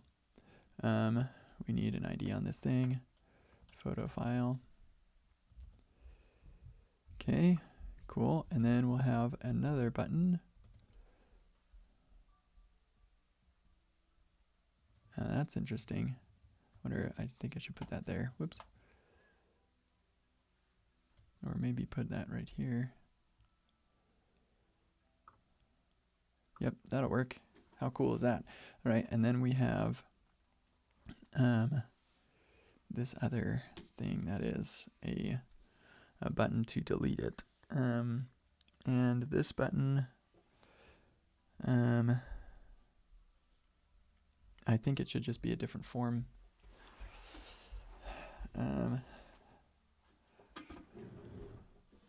Yeah, I think it should be a different form, and it should be a fetcher. Ah, sorry, just got a cramp in my leg. Ouch. I'll just make a resource route for deleting. Delete photo tsx.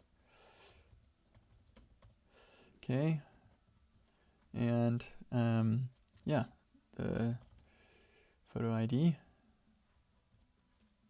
Here, actually, let's do delete file. No, image. Get image ID. Heck.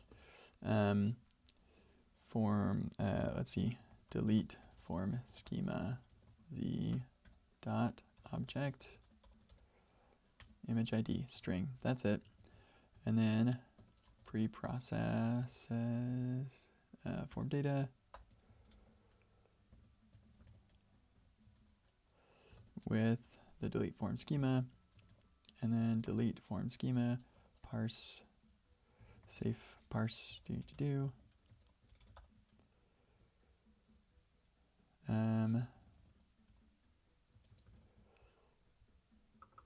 Result, if result success. If there's not success, then return JSON with errors. And otherwise, we get the image ID. And await Prisma dot. Oh, we're probably going to want to make sure you have right. So require user ID from the request. User ID await. Okay, and then how do we identify you have this right? Well, it can't be images just in general. Well, I mean, we could do that, and probably will in the future for spaceships and stuff. Or I don't know what we'll do because we don't have an edit for spaceships yet. But yeah, for now we'll just do the profile photo. So user dot update, or let's see, delete. What happens if I delete the image? Yeah, actually I think this will work. Where image ID and the that should not be that.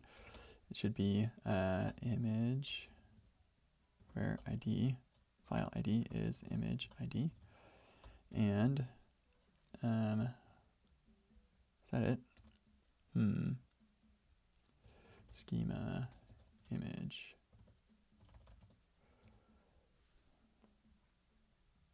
I want user. Huh.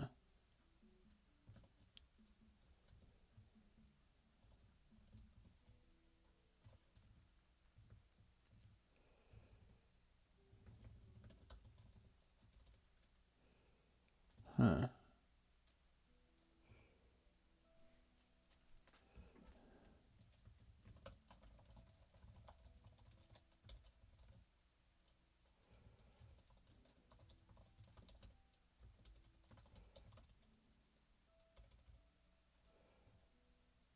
Huh.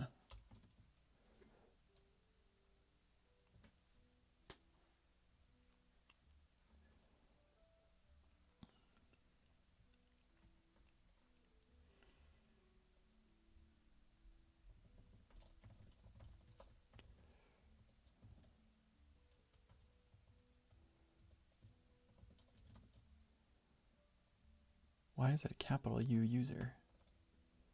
Oh.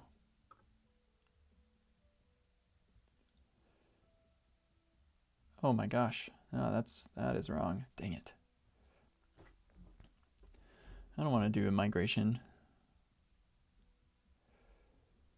I think we can though. It's not a big deal. Yeah, this is not a big deal. This is lowercase image. I'm going to blame Copilot for this one. Oh man.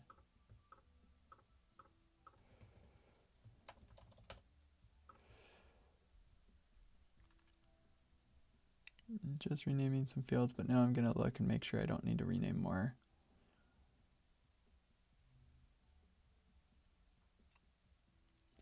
Man, that's annoying.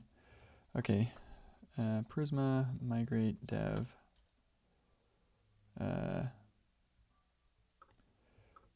Prisma.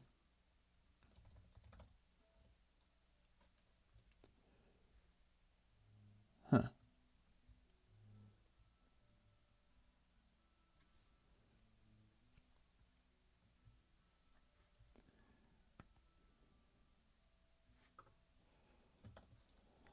You're saying there's no migrations found. Maybe because the casing doesn't matter. So it's just the client that cares. Which, hooray! I'm pretty sure that's the case. I don't think the casing actually does matter in SQL. Good news. That makes it a lot easier. Okay, so user ID is the user ID.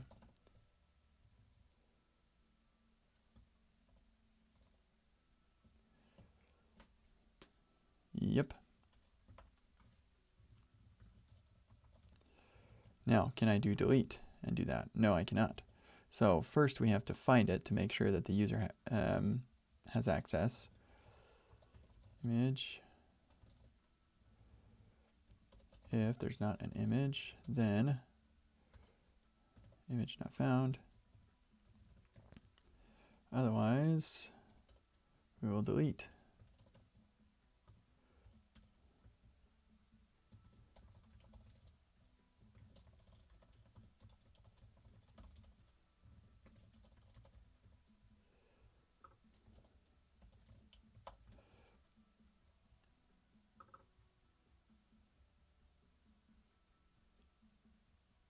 Oh, whoops.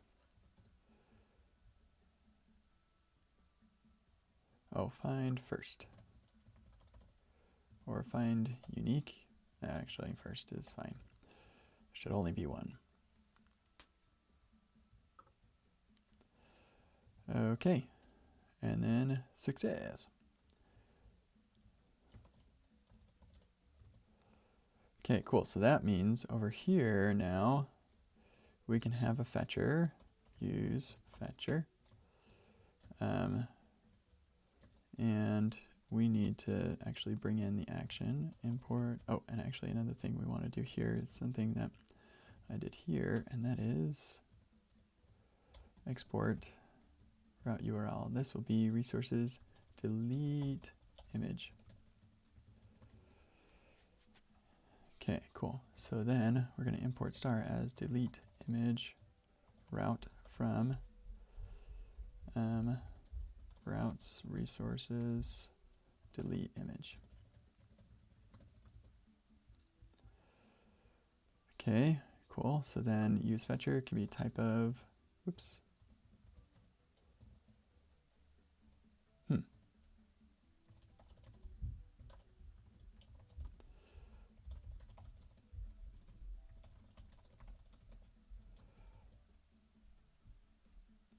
There we go. Okay. And then we just are going to render form down here.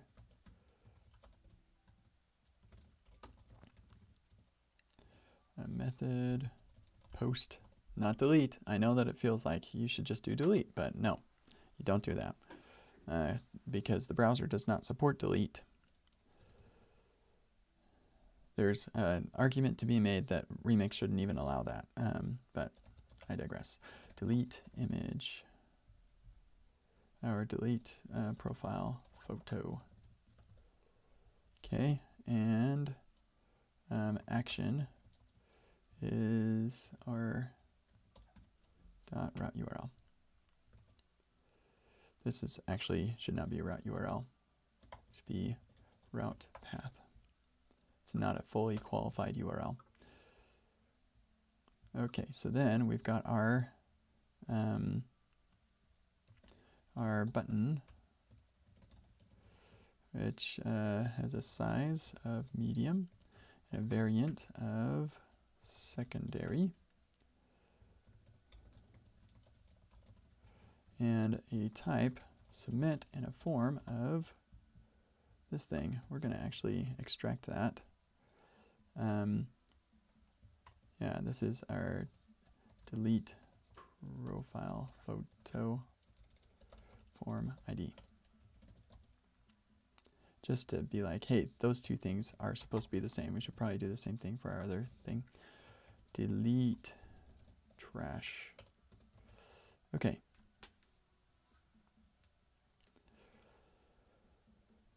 Yeah, that's cool. Yeah, I think that looks good. And then the loader will revalidate, and we'll get the default image there. Okay, so then the last thing we need to do is have our save button.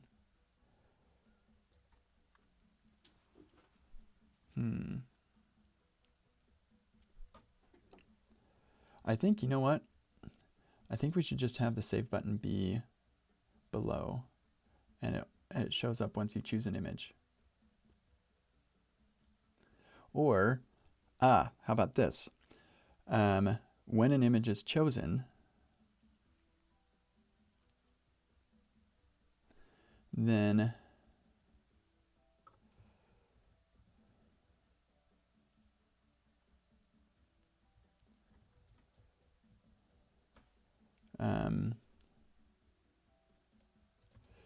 we have, yeah, what if we do this? We have another set of divs here that has class name, flex, and gap4 here as well. And then there is a, yeah, whatever, a button that is the primary, and this is type submit. I don't know why this is, oh, because, yeah. Okay, save photo, and then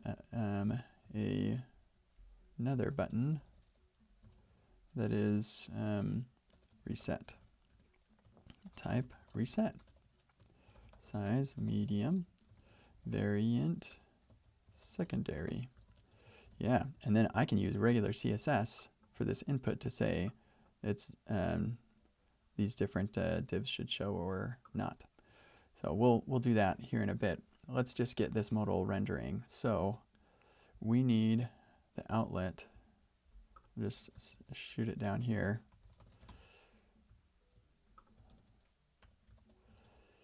And now,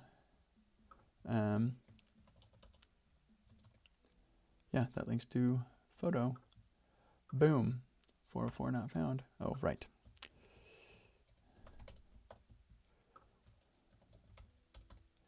Okay, here we are. And I go boom. Beautiful. Isn't that cool? It actually looks great. I think the backdrop might be a little bit intense. And that's as non-intense as it gets. 2 pixels. Yeah, there we go. Okay, profile photo. This looks like, it's interesting, my cursor. Oh, it's because it's a label. Ooh, okay, so coming back to my form then.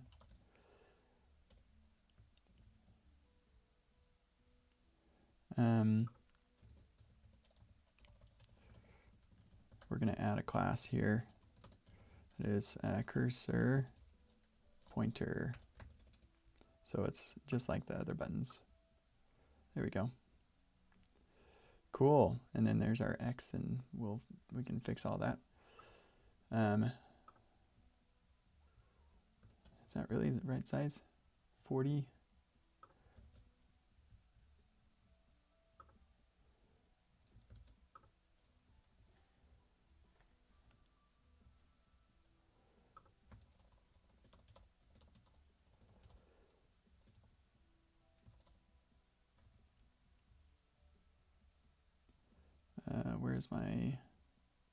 Where am I? Profile photo. Here we go. Huh.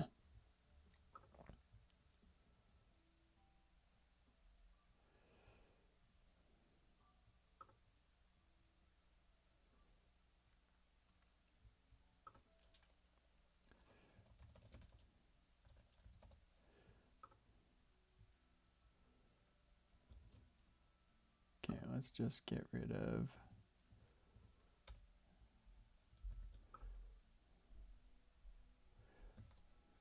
I'm not liking the color, so we are gonna bring in a new color. Dang it, I didn't want to have to do this. Maybe it muted actually would look fine. BG, where are you?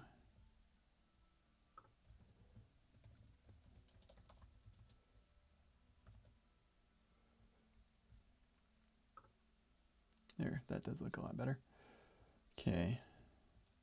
And this, determine width. That is not gonna fly. This needs to be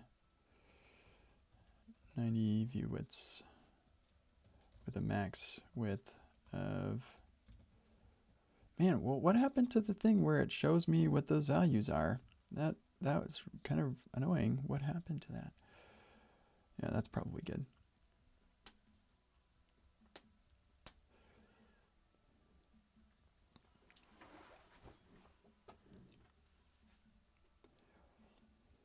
Okay, so these buttons won't show at the same time. We do want the title to be center.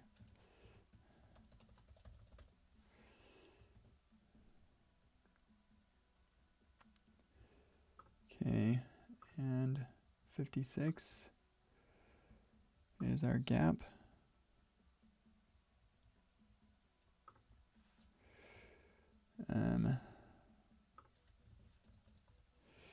That's 16, I think. Nope, just kidding. 14.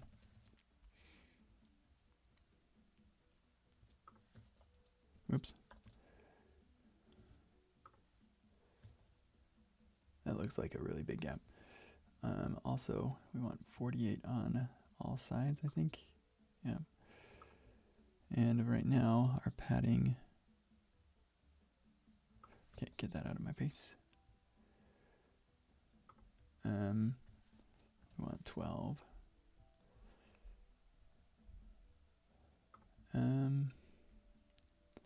Yeah, and that gap, or that margin above, we're gonna just bring that down. Okay, cool. I feel like that space between these two is a lot more as well. Oh, it's because we got the gap and this thing.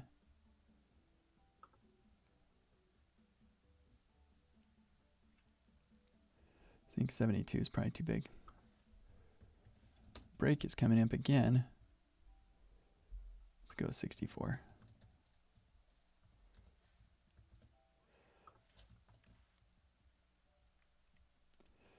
Yeah, and let's shrink this gap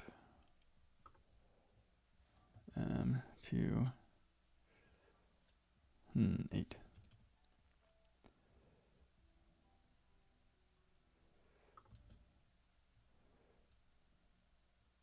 Yeah, part of the problem is that Cody's photo has a bunch of space around it, so we are fine with that space. I think actually the gap of 10 is probably better. Okay, we're close. The next thing that I'm going to do is see if I click that change. Boom, that's so awesome. If I hit delete, let's see what happens if I hit delete.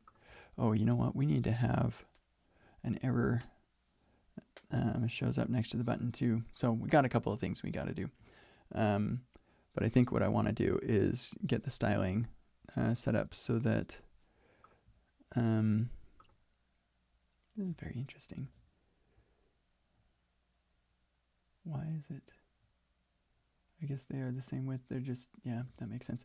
Anyway, we'll get the styling fixed up. Are these smaller buttons? Height 64. Yeah. Maybe this is size.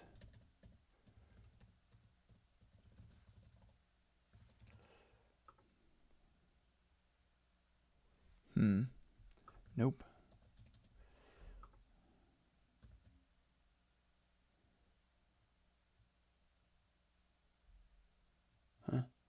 Anyway, yeah, I want to get the styling so that as soon as you select a photo, it changes to these buttons just with CSS. So we'll be back after the break.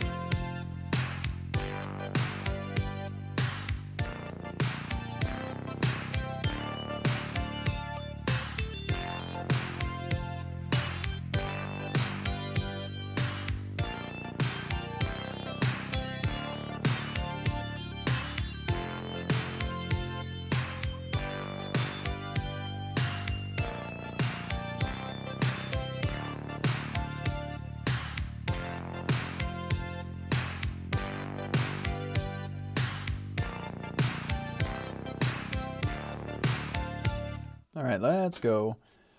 So, let's do a profile photo module CSS. And this is going to be, I'm over scheduled time. I knew it. I knew I couldn't do it in, what was it, 40 minutes that I had left or something? Now, the profile edit, the rest of it's going to take probably another 40 minutes. That's my guess. You know what? I think I should be able to scroll this. Like, what if I was on a small screen? I should be able to scroll this. How do I scroll this? Can I scroll? What if I say overflow scroll? Nope.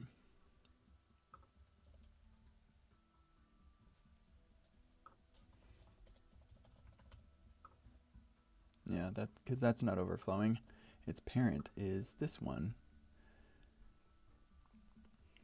And I think it's because we're getting pointer events. No?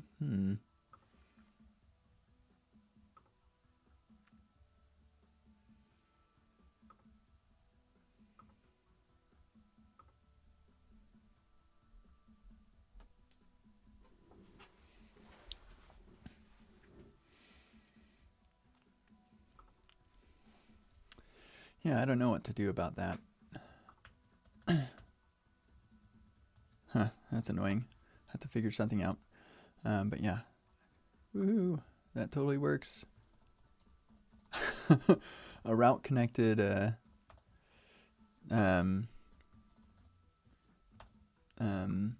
modal is pretty sweet. I definitely want to be able to hit the escape key. This is probably props on that route.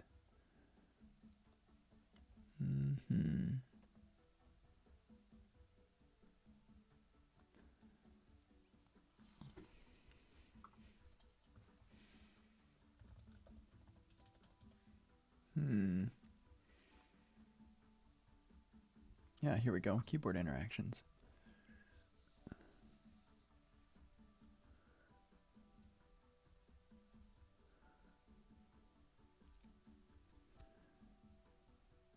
Maybe it's because I don't have a dialog trigger.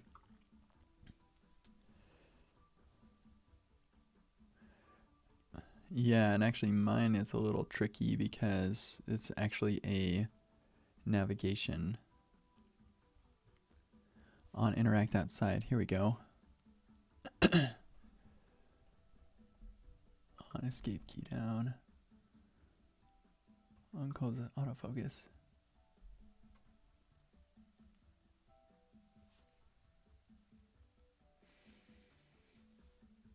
Yeah, okay.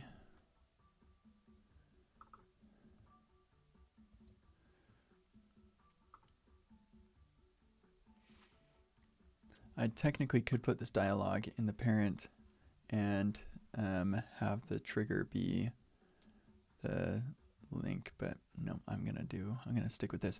But we can have this on escape key down in content. Yeah.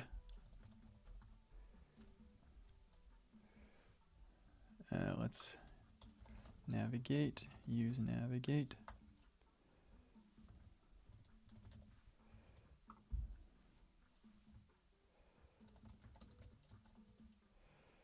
And this is where we're gonna go. On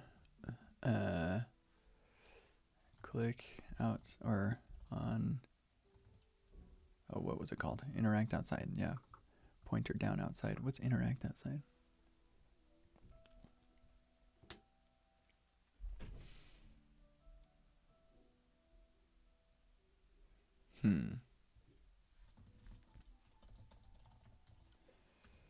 I think if it's just a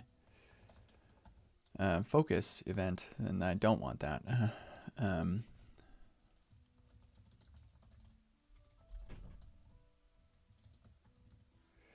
Here, let's turn this into dismiss modal.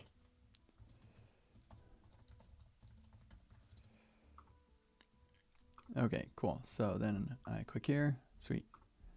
I hit escape. Sweet. I tab, tab, tab, tab, tab. Okay, good. So I'm trapped. That's good. I just noticed my focus. Interesting. It's because I don't actually focus the label. Let's look at, yeah, I'm focusing the input.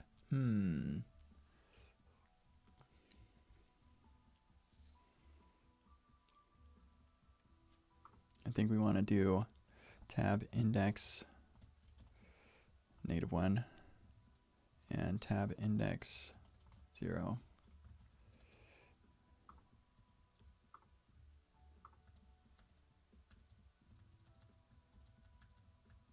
Cool. All right, that fixed that.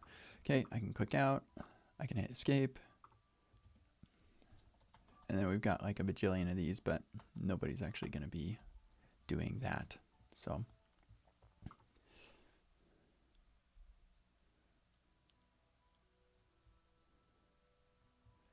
although it may make sense for this dismiss to do replace true.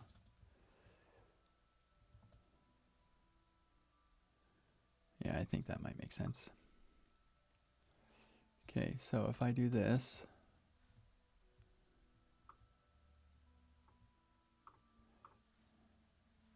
I go up and out.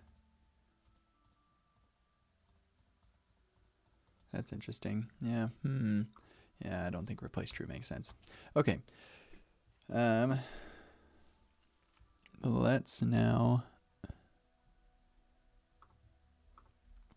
I was actually thinking, once I get this done, I want to demonstrate like using this form thing because it's pretty cool. I'm gonna make that a tip. Okay, cool. So let's do our stuff here. So we've got our form TLSX, and this is gonna have our styles.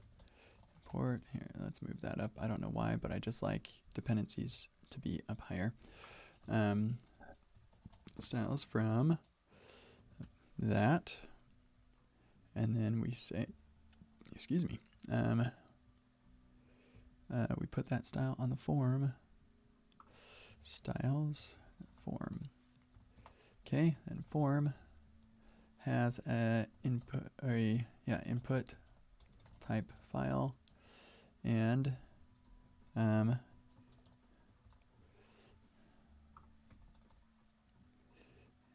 now this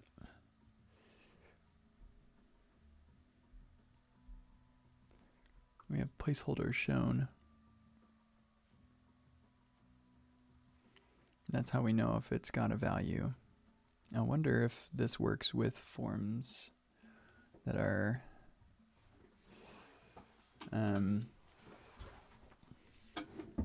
or with inputs that are file type. So let's see.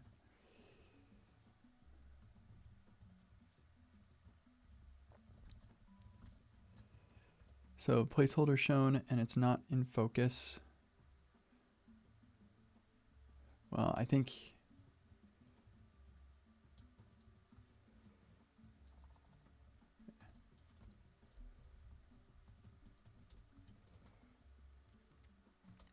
we actually want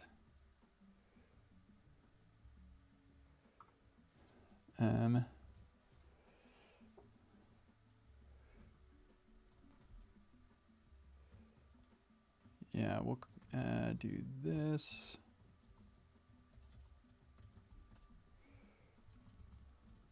Styles button set. Let's see. No value and button set with value.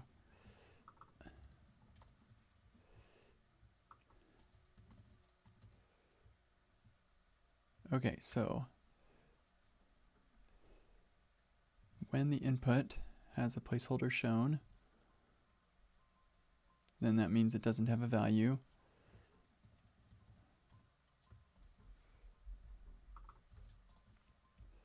So the button set with value is display none. And then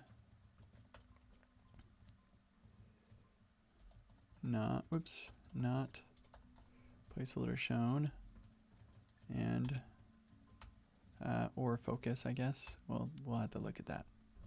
You can't focus it anyway, so because I put a tab index on it. No value. See if that works. Does not appear to work. Rats. Let's get that X where it's supposed to go.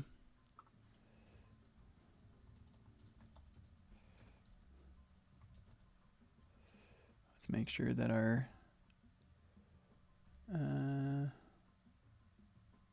the content is relative. I think, oh yeah, it already was. Okay, so then we say this is absolute. Say right.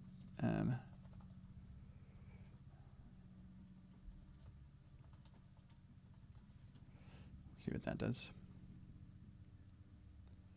Ah, hey, it's working. Sweet. But I've got it backwards, I think. Either that or this doesn't work at all.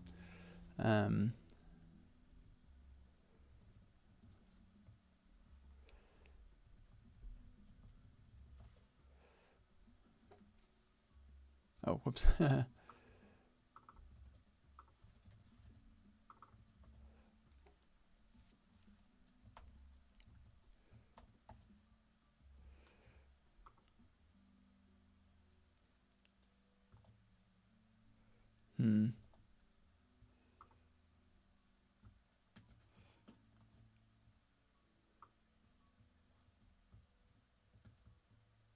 Isn't there like a way? Yeah. Thought there was a way to make it square. Oh well. That's close enough. Yeah, rats. ChatGPT might be able to help with this. I have a, is it possible to style a input of type file based on whether a file is selected? How about with CSS only?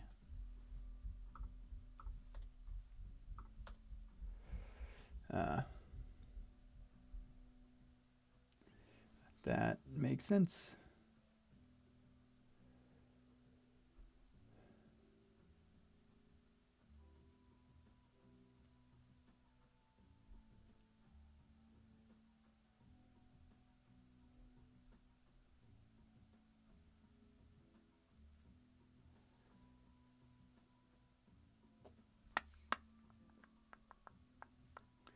Yeah, that's fine.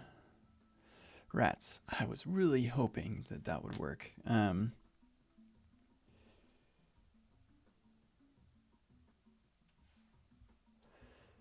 Okay, so what that means is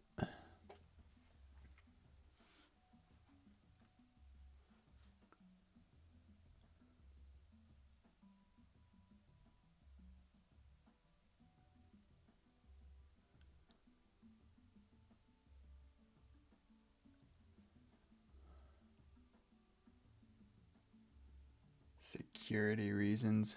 Boo. If I can do it with JavaScript. What are the security reasons that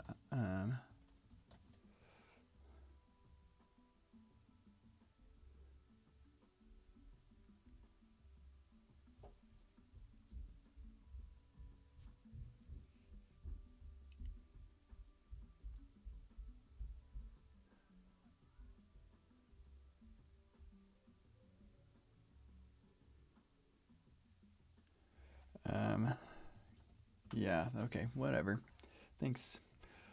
I'm pretty sure whatever security concerns there are with CSS only solution would apply in a JavaScript context too, so It's annoying. Okay, fine. I think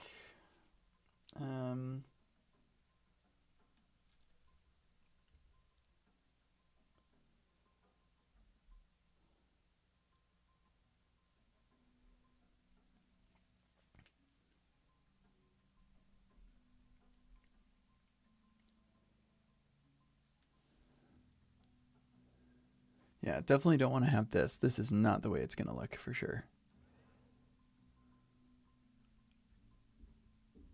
Maybe we just use JavaScript to display the right one.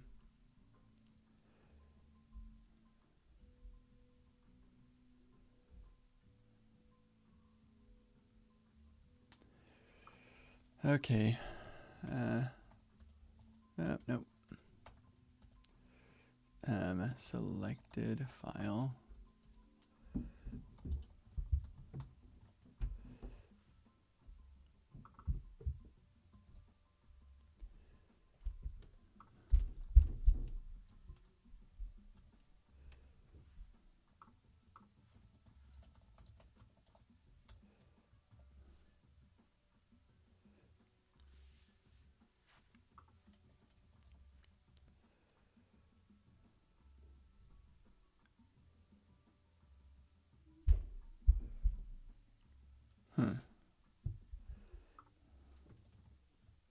What is that type?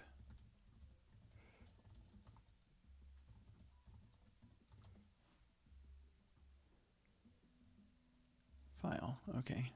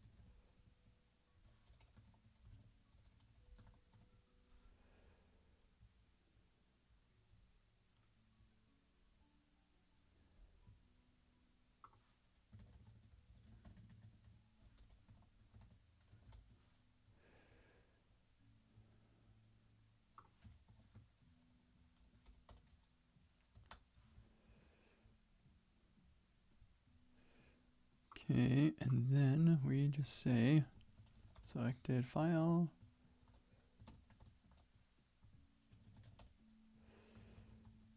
So if we have a selected file, then we do the save and reset buttons. Otherwise,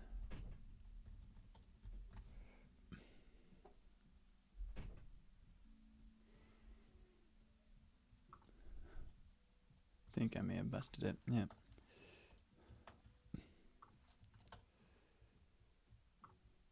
Huh, now that is not what I expected. There we go.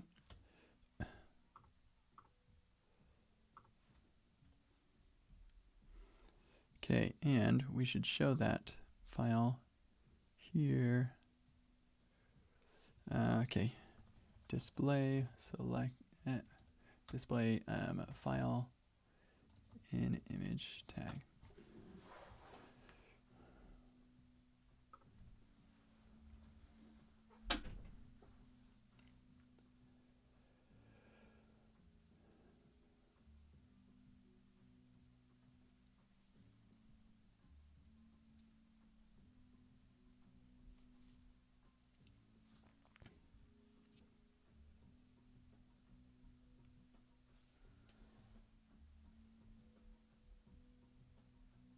Okay, yeah, so we need to make a reader and all that nonsense. So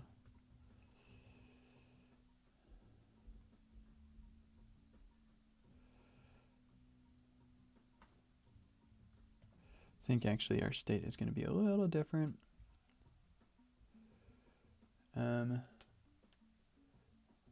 Yeah, let's do this.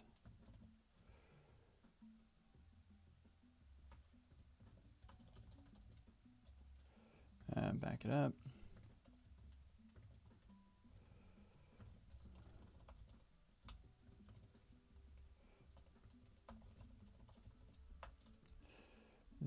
we say new file reader.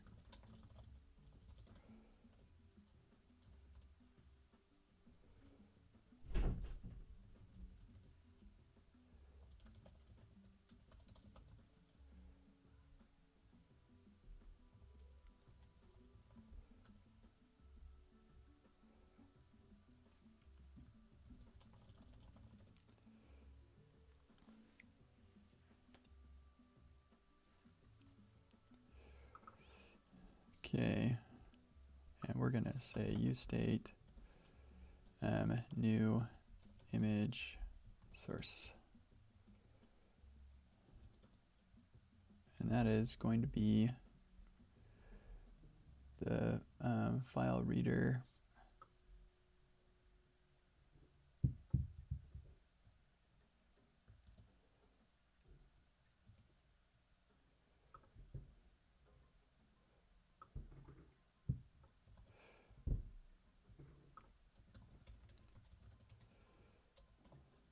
target.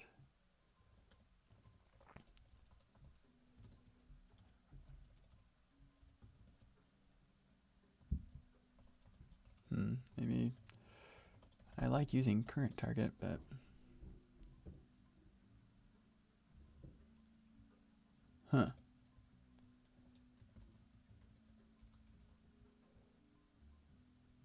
could be null. That's the problem.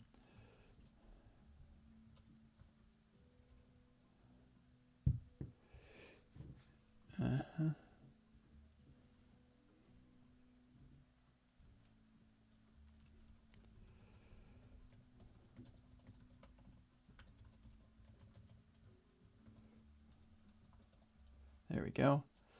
And result. That is what this useState holds. So that actually could be, yeah, any of those things. Okay, cool. Set new image source. And actually, can I use current target now? Because I like current target better, because nope. Well, oh well, that's fine. Set new image source. Beauty.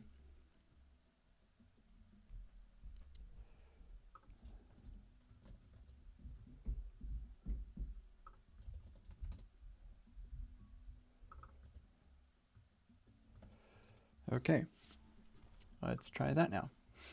Change, screenshot. Nope, let's refresh. Rats. We got something wrong. Oh.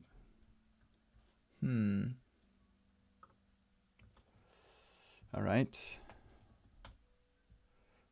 Just try and restart and see if maybe weird things are happening. Nope, okay. Okay, what happened last time this happened? I had a form in the wrong spot. That was what happened last time. This does not appear to be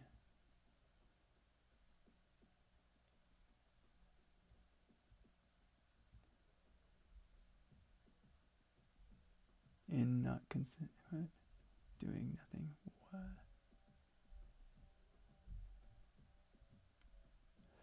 Oh, it could be the use of a portal. Huh.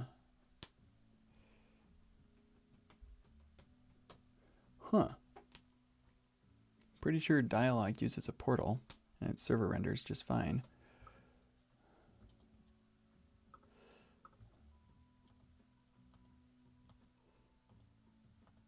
Yeah, I don't like that.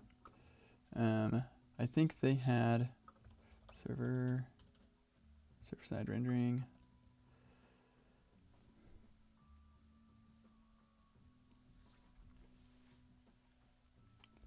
Yeah, I saw that already. Force mount.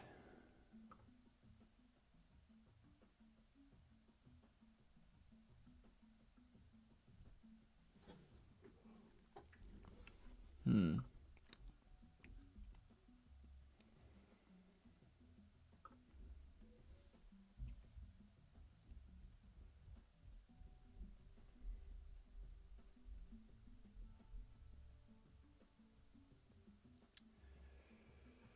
Well,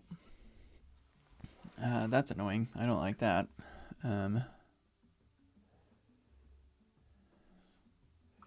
Yeah, I kind of thought that wasn't going to be happy. Maybe that's why it wasn't working. So let's come back here.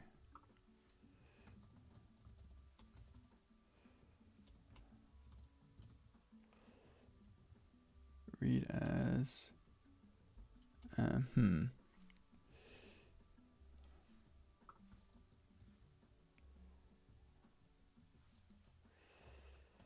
file mdn file reader. I think we want to turn this to base 64.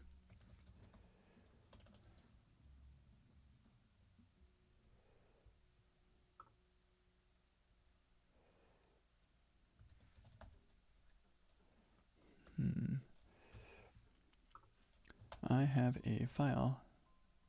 Oh, hold on a second. Back it up. I know what's going on. I never said that. There we go. It's going to work now. I'm not sure what this nonsense is all about, but there we go. It's working. We'll deal with that later maybe. And then I hit reset.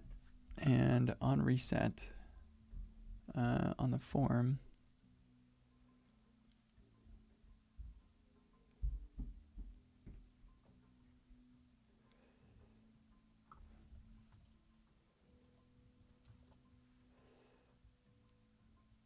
we're just going to do this.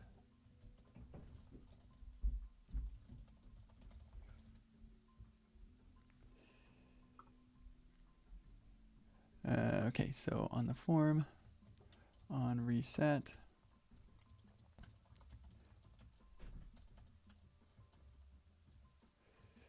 heck with that, we're going to do null. I know people don't like null, but I am fine with null.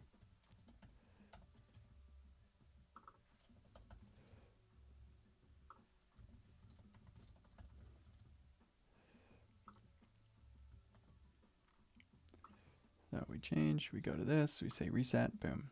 Beautiful.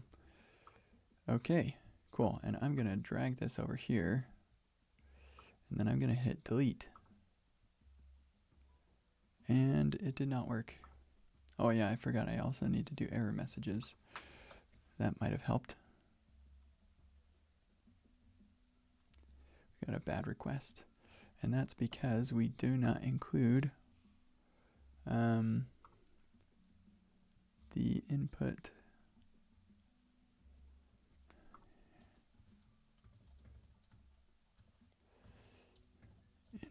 name. I forgot what it's called. Image ID? Yeah.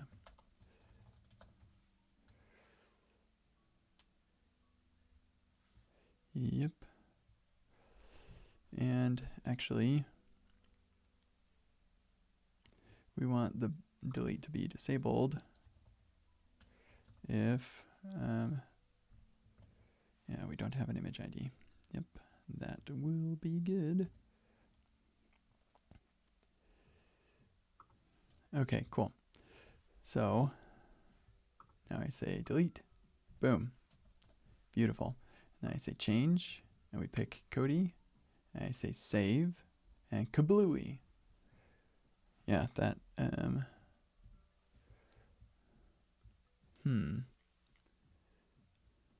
let's look at the network tab here. Save photo. Payload. Oh, right, I need the encode type. Is that what it was? I think that's what it was.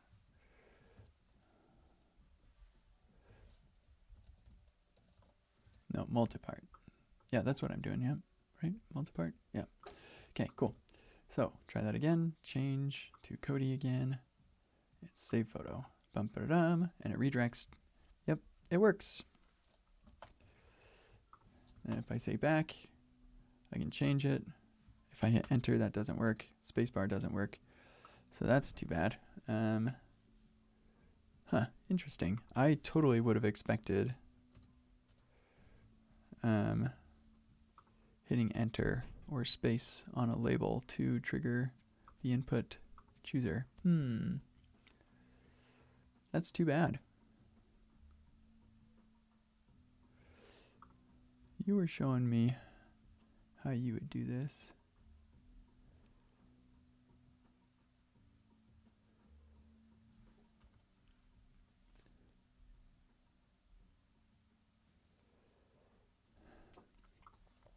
How can I make the label or hitting the space bar on the, oh, you know what? Actually, here's how we do it.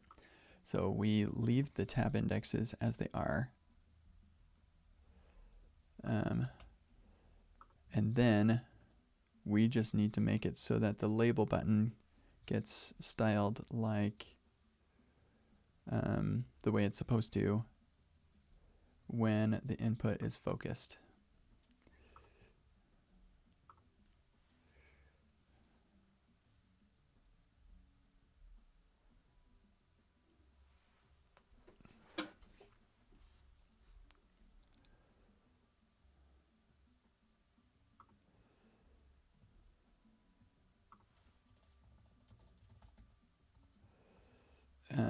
New image source. Whoop. Yeah, so we don't want them to be able to tap to it if we've selected an image already. They need to hit reset. But if we have, oh, and also delete needs to be, let's delete. We need to make this button, oh man, I just keep on thinking of more things I need to do. If it's disabled,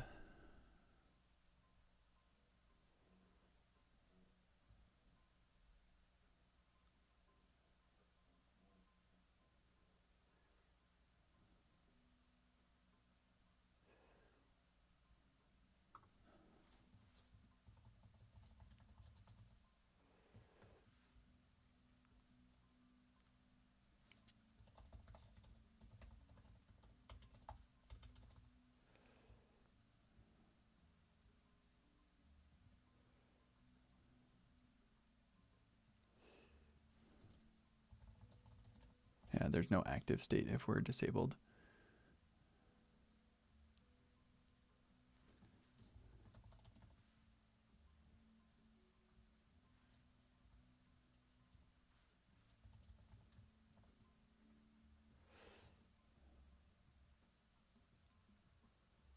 I don't have a disabled state for this, for primary. Whoops. Okay.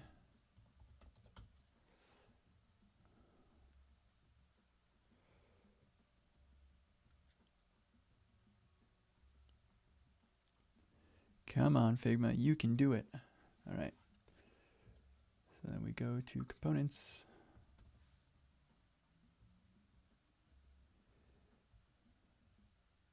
Disabled. I thought I had disabled. Oh, I put disabled here.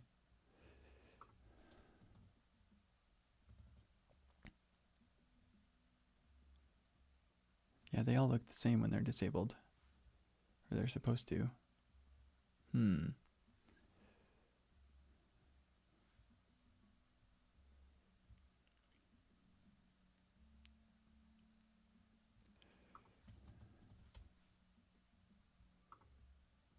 And disabled focus shouldn't be a thing either.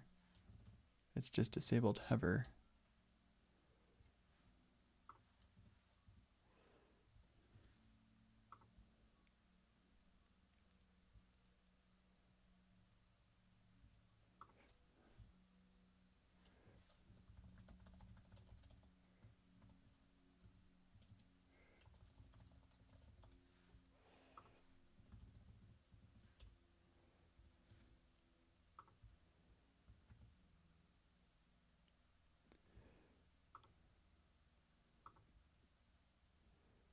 Yeah, what's going on here?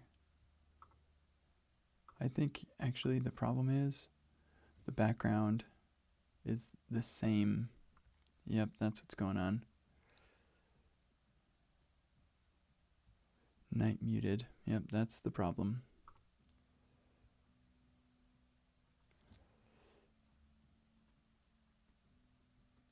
I wonder if we instead should just not render it at all. That's probably what we should do.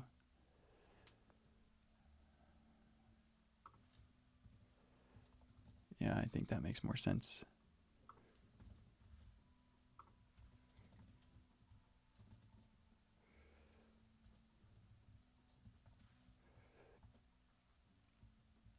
And let's come back to our forms and undo the damage that I did, because that stuff does not need to be there. Okay, there we go. Coming back now. So I change it, and now we can save it or reset. Okay, and then when I save, what happens? It works. So wait, what was I gonna do? There was something wrong.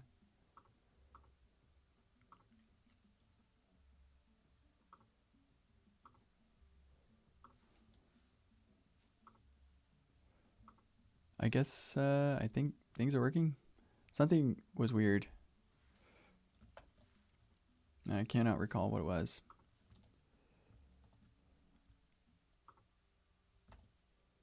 Yeah, it does not like to server render this page. Yeah, that's kind of annoying. Pretty sure that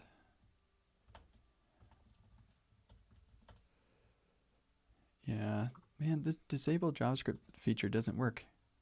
Those JavaScript files are definitely loading. It's really annoying. Hold on a second. Yeah.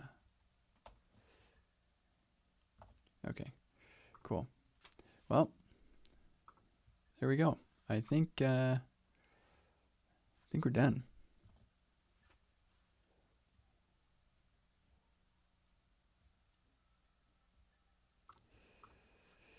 So that's great.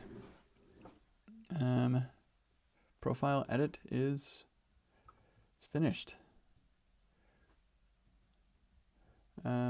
Suppose we do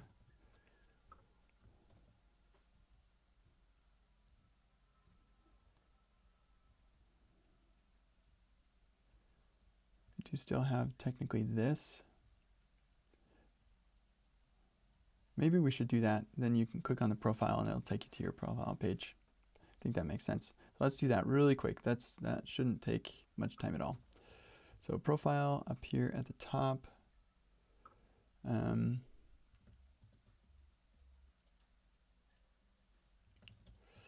Have a div, profile, and right chevron thing, edit profile. And this will be in a link to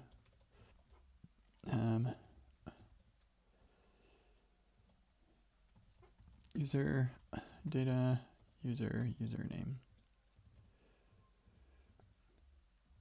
And then this is actually just, span.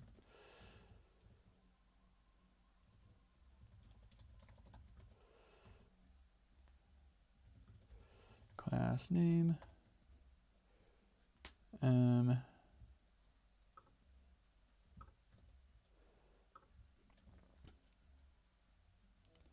Break is coming up.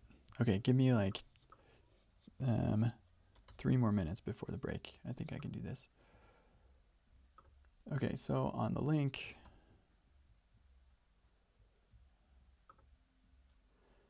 yeah, I think 16 pixels is the regular font size. So yeah, this is fine. Let's do flex and gap here. 14. So 3.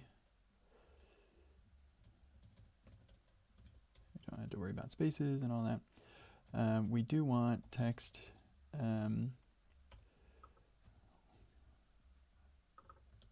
I think we've got, no, we don't. What the heck?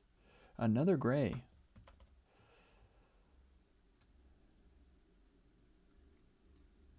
Label dark gray. We're going to, oh, no, it's right there. Okay. Text, label dark gray. Okay. And same applies to that. And then edit profile,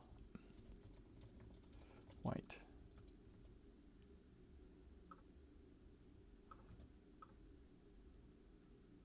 Whoops, text white.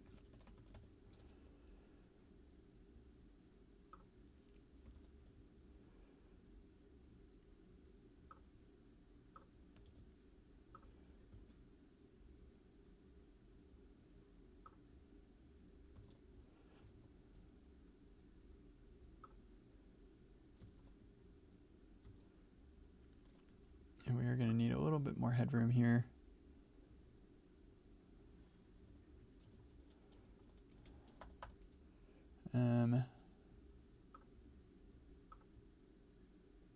Like 100-ish.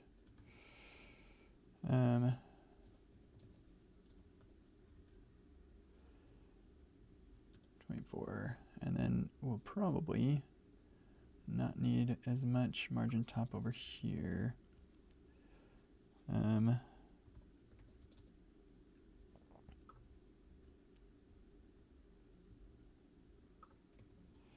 fact, probably 16 should be enough. That is much more than I expected.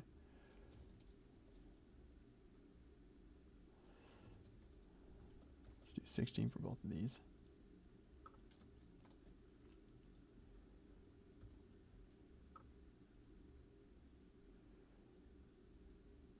Okay, cool. Good. All right, I'm going to call it done. So, and it's break time. So let's do finish designs for profile edit page. Oh, let's just double check when I click on this. Profile, boom. Users, Cody, yep, that's sweet.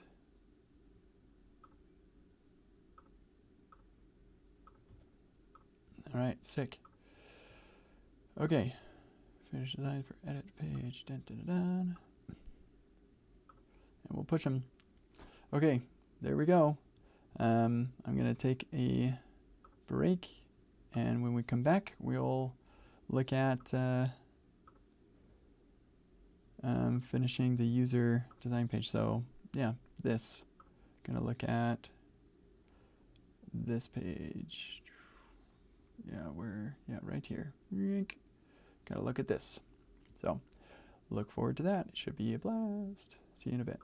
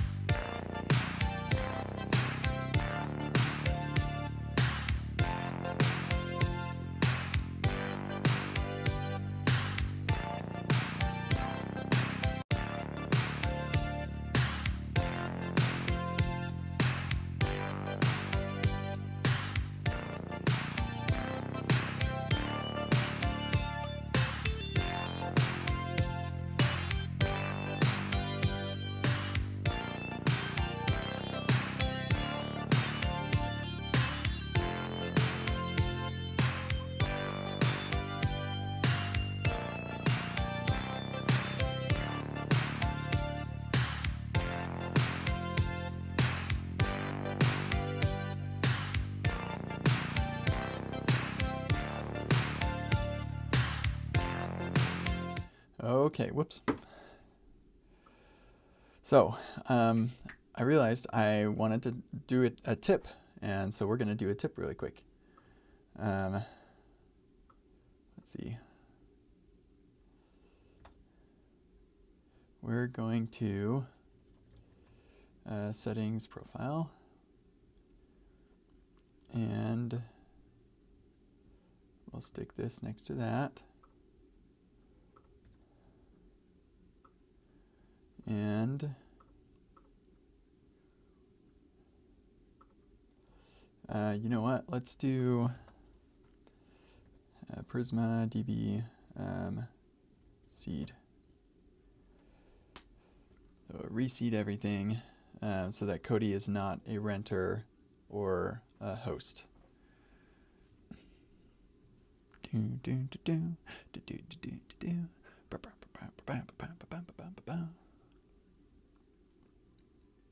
Oh my gosh, I just realized I made a username required, and yeah, it's totally, has the little star there, and I didn't even think about it.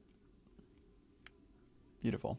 Okay, it occurs to me that the email should probably be required too. And so where is email? Yeah, you can't not have an email.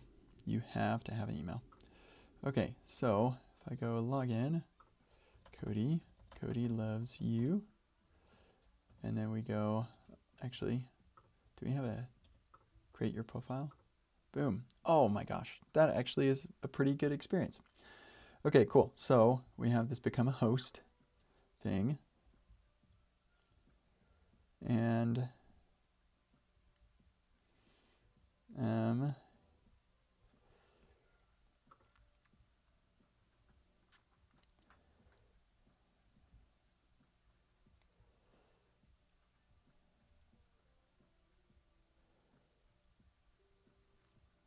yeah, so we're just going to wrap the button here.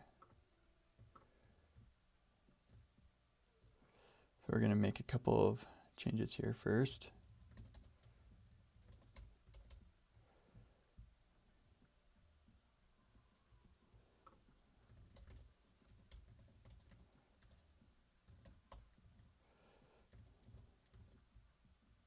Oh, I forgot to put errors around that button. We definitely want that because people will try to upload images that are too big. So we do show errors, so we will want to show that. Okay. We'll get rid of that. Sweet.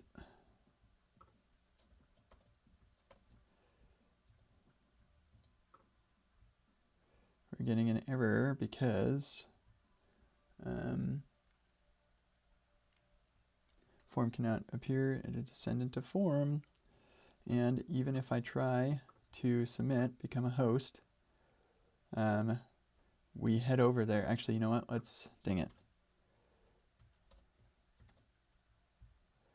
Yeah, so now we're a host. Ah, rats.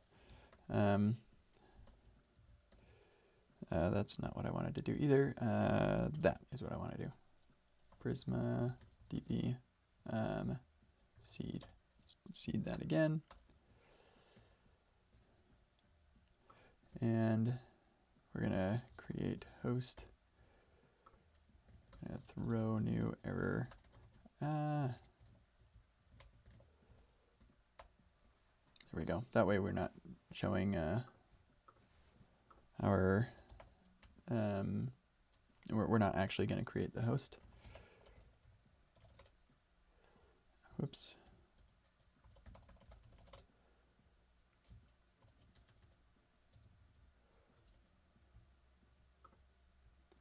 That's sick.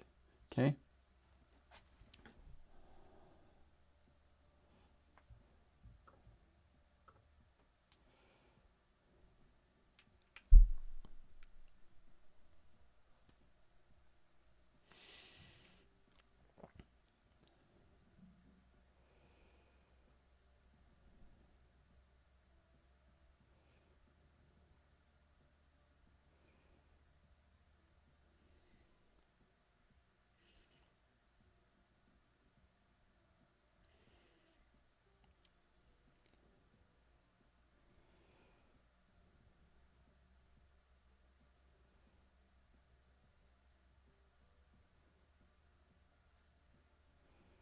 Okay, there we go.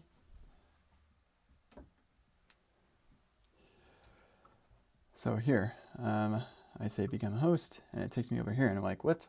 That's not what I wanted. Okay, cool. And yeah, so that's how we're gonna do this.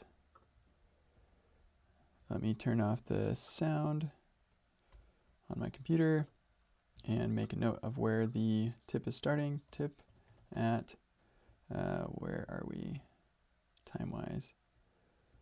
I'm gonna just move some stuff over here. Okay, so we are at 3 hours and 25 minutes and a half. 3, 25, 40. Okay, here we go.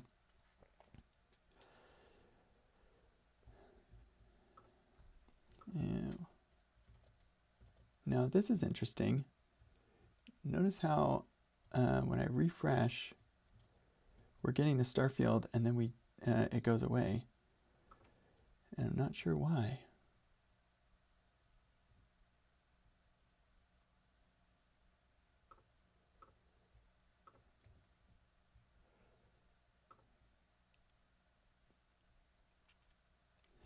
This is probably,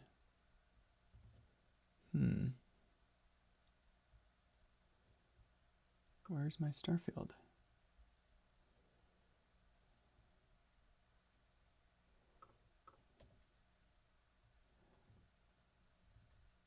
Huh.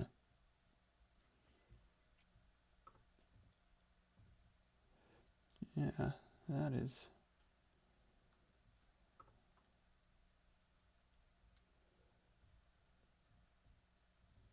Huh.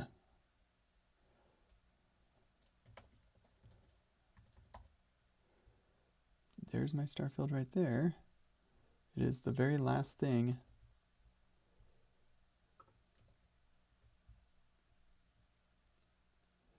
This thing, I think, is somehow coming from the our profile photo thing.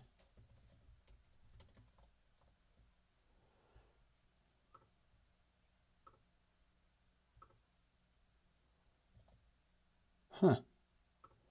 How is the profile photo thing showing doing that?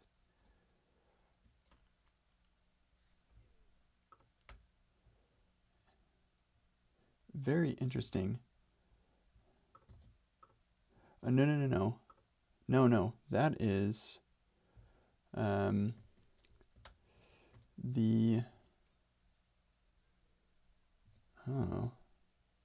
Yeah, no, that's the actual input, or the starfield div.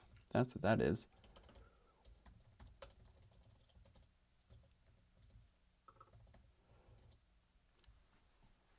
Huh.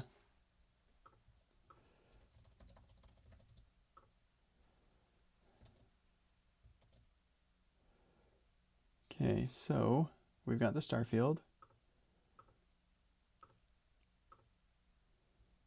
We've got our inner HTML, has all that. Yep, that all looks fine. Okay, go away.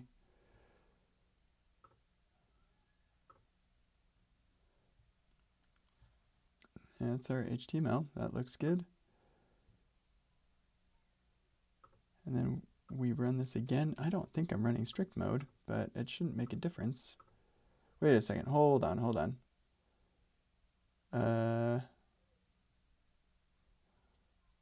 That ended up not finding the element. And so now the HTML is empty. So that's what's going on.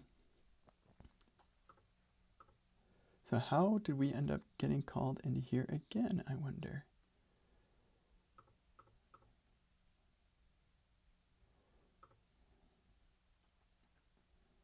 Huh. The ID is different this time.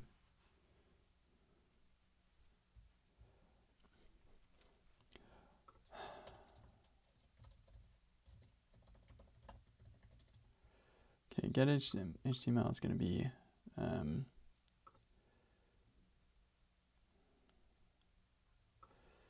yeah, okay. play that through.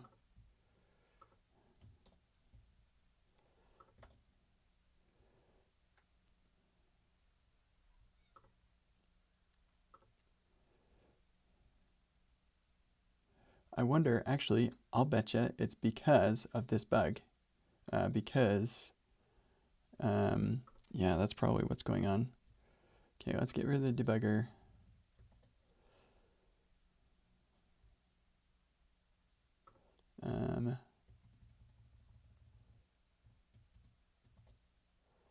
Okay, so root, you shouldn't be changed now.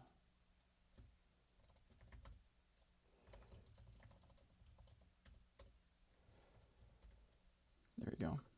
So put root back where it was.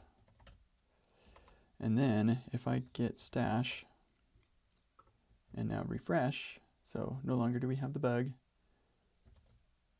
Cool. Okay, so it's the bug. That's fine. Hydration stuff, React is like, I don't know what I'm doing. So that's fine. That's good to know. So now we add the bug. Yes, and it blows everything up and it's not good. All right. Good stuff. So the tip is now actually at 3:31 and about 20 seconds. Okay.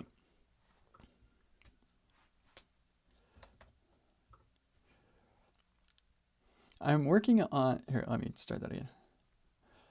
I'm working on Rocket Rental here, and I have the edit profile page. You can do all kinds of things on here, and one of the things that you can do with Rocket Rental is be a host or be a renter, and you have to opt into creating that for yourself. So you can become a host and become a renter.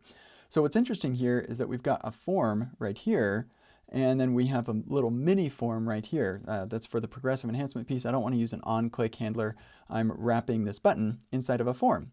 And that's going to post to a different route. So I have this create host route, and this just has an action, and I'm just throwing an error right here so we can see the error message and stuff, not actually create the host, so we can play around with this. So I run into a problem, and that is when I click on become a host, I actually navigate over there, but this is a fetcher, so this should be like a fetch request. It shouldn't actually navigate me anywhere. So this is unexpected behavior. And on top of that, well, we're getting the error. That is expected, but we do want to not do a navigation. And so if we look at our console log here, we'll see we actually have a bunch of errors. And let me just refresh to make sure we got the latest errors. And with our console here, we have a warning that is right there. Validated DOM nesting form cannot appear as a descendant of a form. I'll duck. There you go. So that's not good. What's happening here is we have a form inside of a form. So this is the larger form that includes everything, including the Save Changes button. And then we have this mini form inside of here. That's not going to fly. We can even see that form. The greater form is right here. And yes, indeed, our mini form is right inside of here. That just doesn't work. In the HTML, it's not going to like it. React is giving us a hint that's saying, hey, this isn't going to work. This is causing all kinds of problems for us. So wouldn't it be nice if I could have the structure that I want, which is this, but also like be able to have separate forms? Because I don't want this to actually submit the form. This is a completely different model, different thing altogether. And yes, actually, we can do that. So I'm going to get rid of this form here, and I'm going to move it outside of our larger form. We'll just stick it right here. It really actually doesn't matter. So long as it's rendered on the page, we can put it anywhere we like.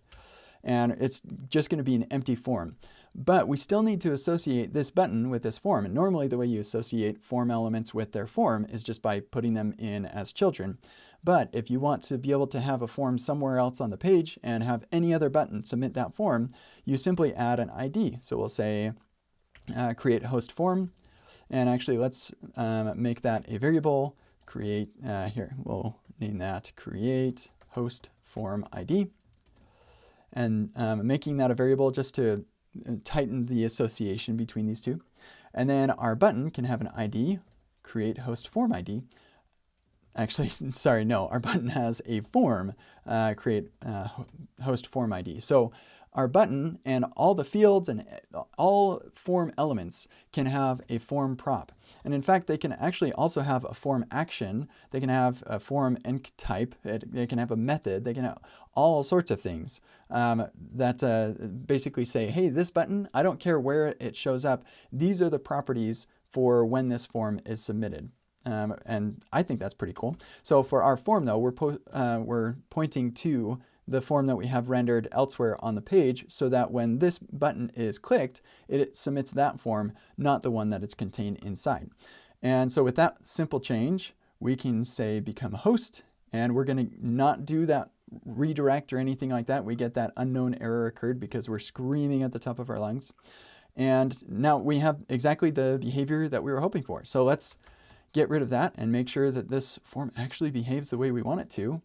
And actually, you'll notice we have our star field now. So the star field wasn't working because we had hydration issues with React because we were nesting forms. So we fixed that issue too. Hooray!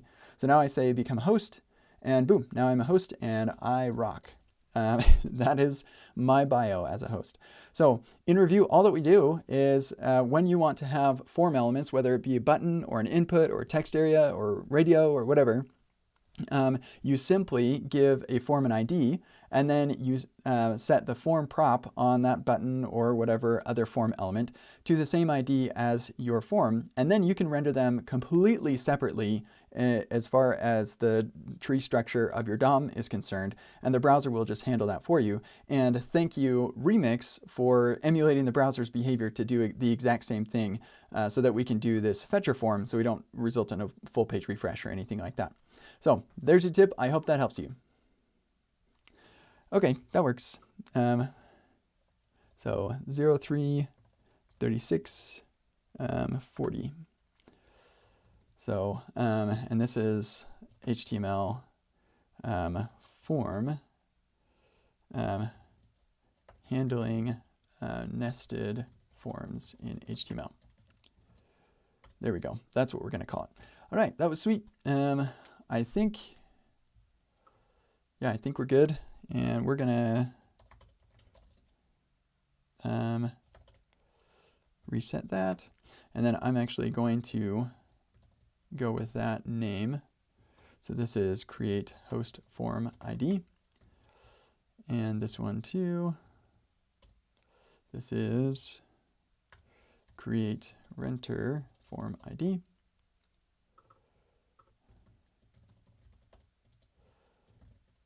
Create host form, create host form ID. There we go. And create renter form ID. There we go. Have that association be a little tighter. And that would be cool too. All right, it's fine. Sweet. So the other thing we need to do though is we kablooied our thing. I need to make it so that we can do error messages here. So let's say I've got this thing. We're going to export this image as a TIFF. So it'll be huge. What's my limit? I forgot what my limit is. 5 megabytes. Okay. So we're going to do, here, let's just do an Unsplash image then. Some of these things are pretty gnarly and huge.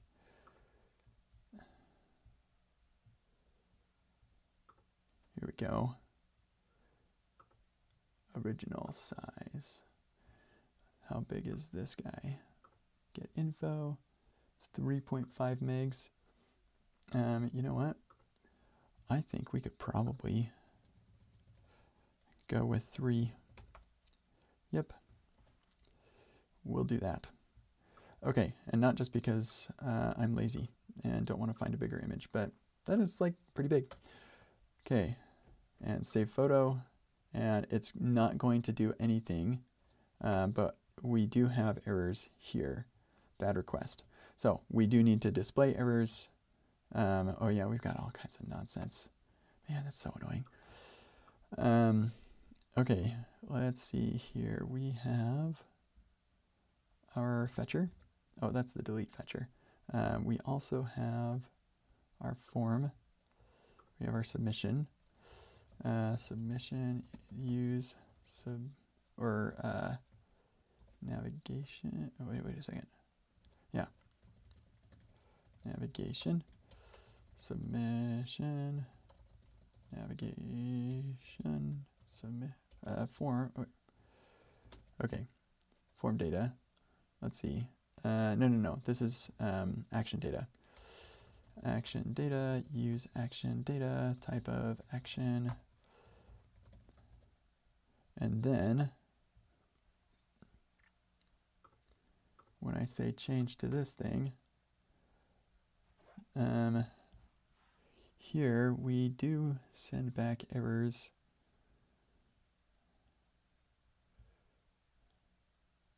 Yeah, we need to do our use form thing here. Field metadatas and name. This is our profile photo.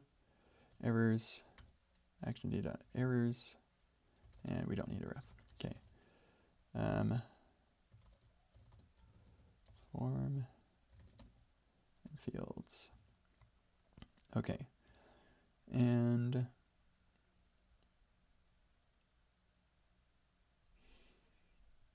I don't know about this. We're going to say fields dot photo props.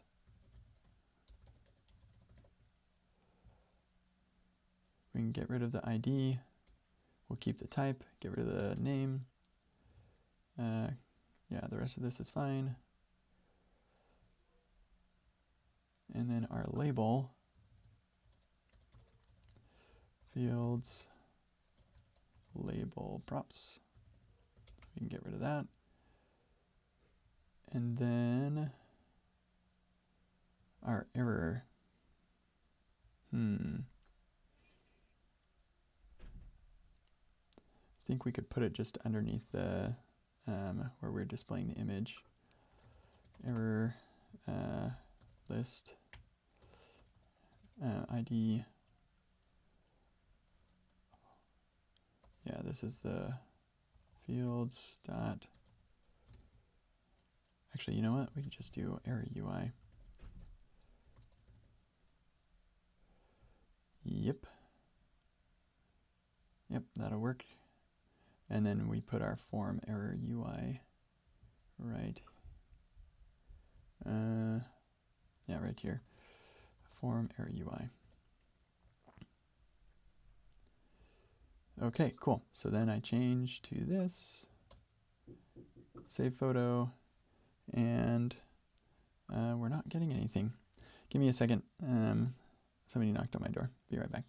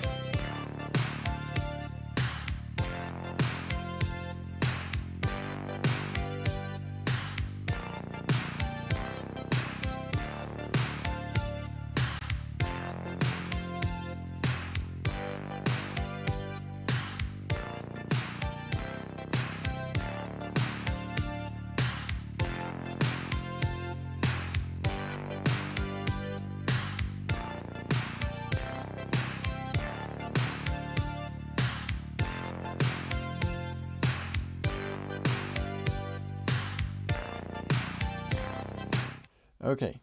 I'm not sure why we're not getting the errors.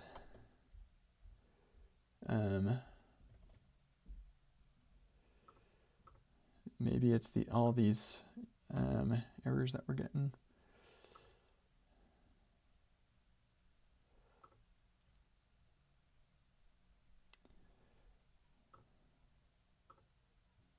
So we are getting that bad request. That is happening.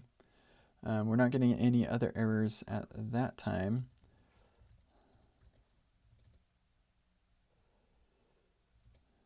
Let's console log the data there. Yep. Okay, reset. HMR gets you in states that are impossible for your app. So there's that.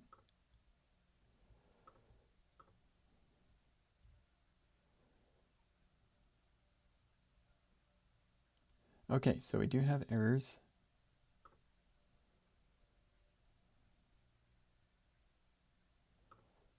And we have field errors. Profile file. Fields.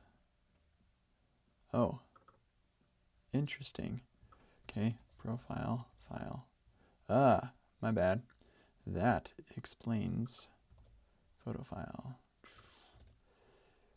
I think we could actually do refine.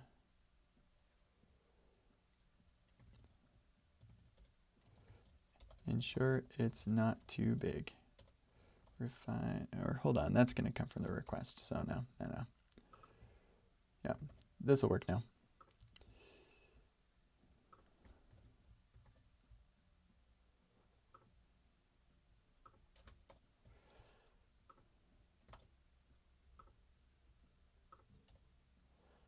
Save photo. Makes sense that it would actually be better to do this client side, but file too large. Hooray! Reset. Change. Yeah. All right. Good. And then delete. It works. Yeah, that error. Yeah, that's interesting. Cool. Okay. Yeah, reset. There should be a way to reset the action data somehow. But there's not an easy way to do that. Nah, I'm not going to do it right now. Look at this. Become renter. I'm a renter now. Renter! Still need to have loading state and stuff too. So it's not polished, but it is good. Okay, I've got to go now. So this was a good good run. Thanks everybody for joining. And yeah, we'll see you tomorrow. I'll be definitely live streaming. Still got a lot to do. Pretty much need to do all of this tomorrow. Yeah, like all of these. Except for the report stuff. Probably don't need to do that. But yeah, most of this stuff needs to be done tomorrow. So that's exciting. So anyway,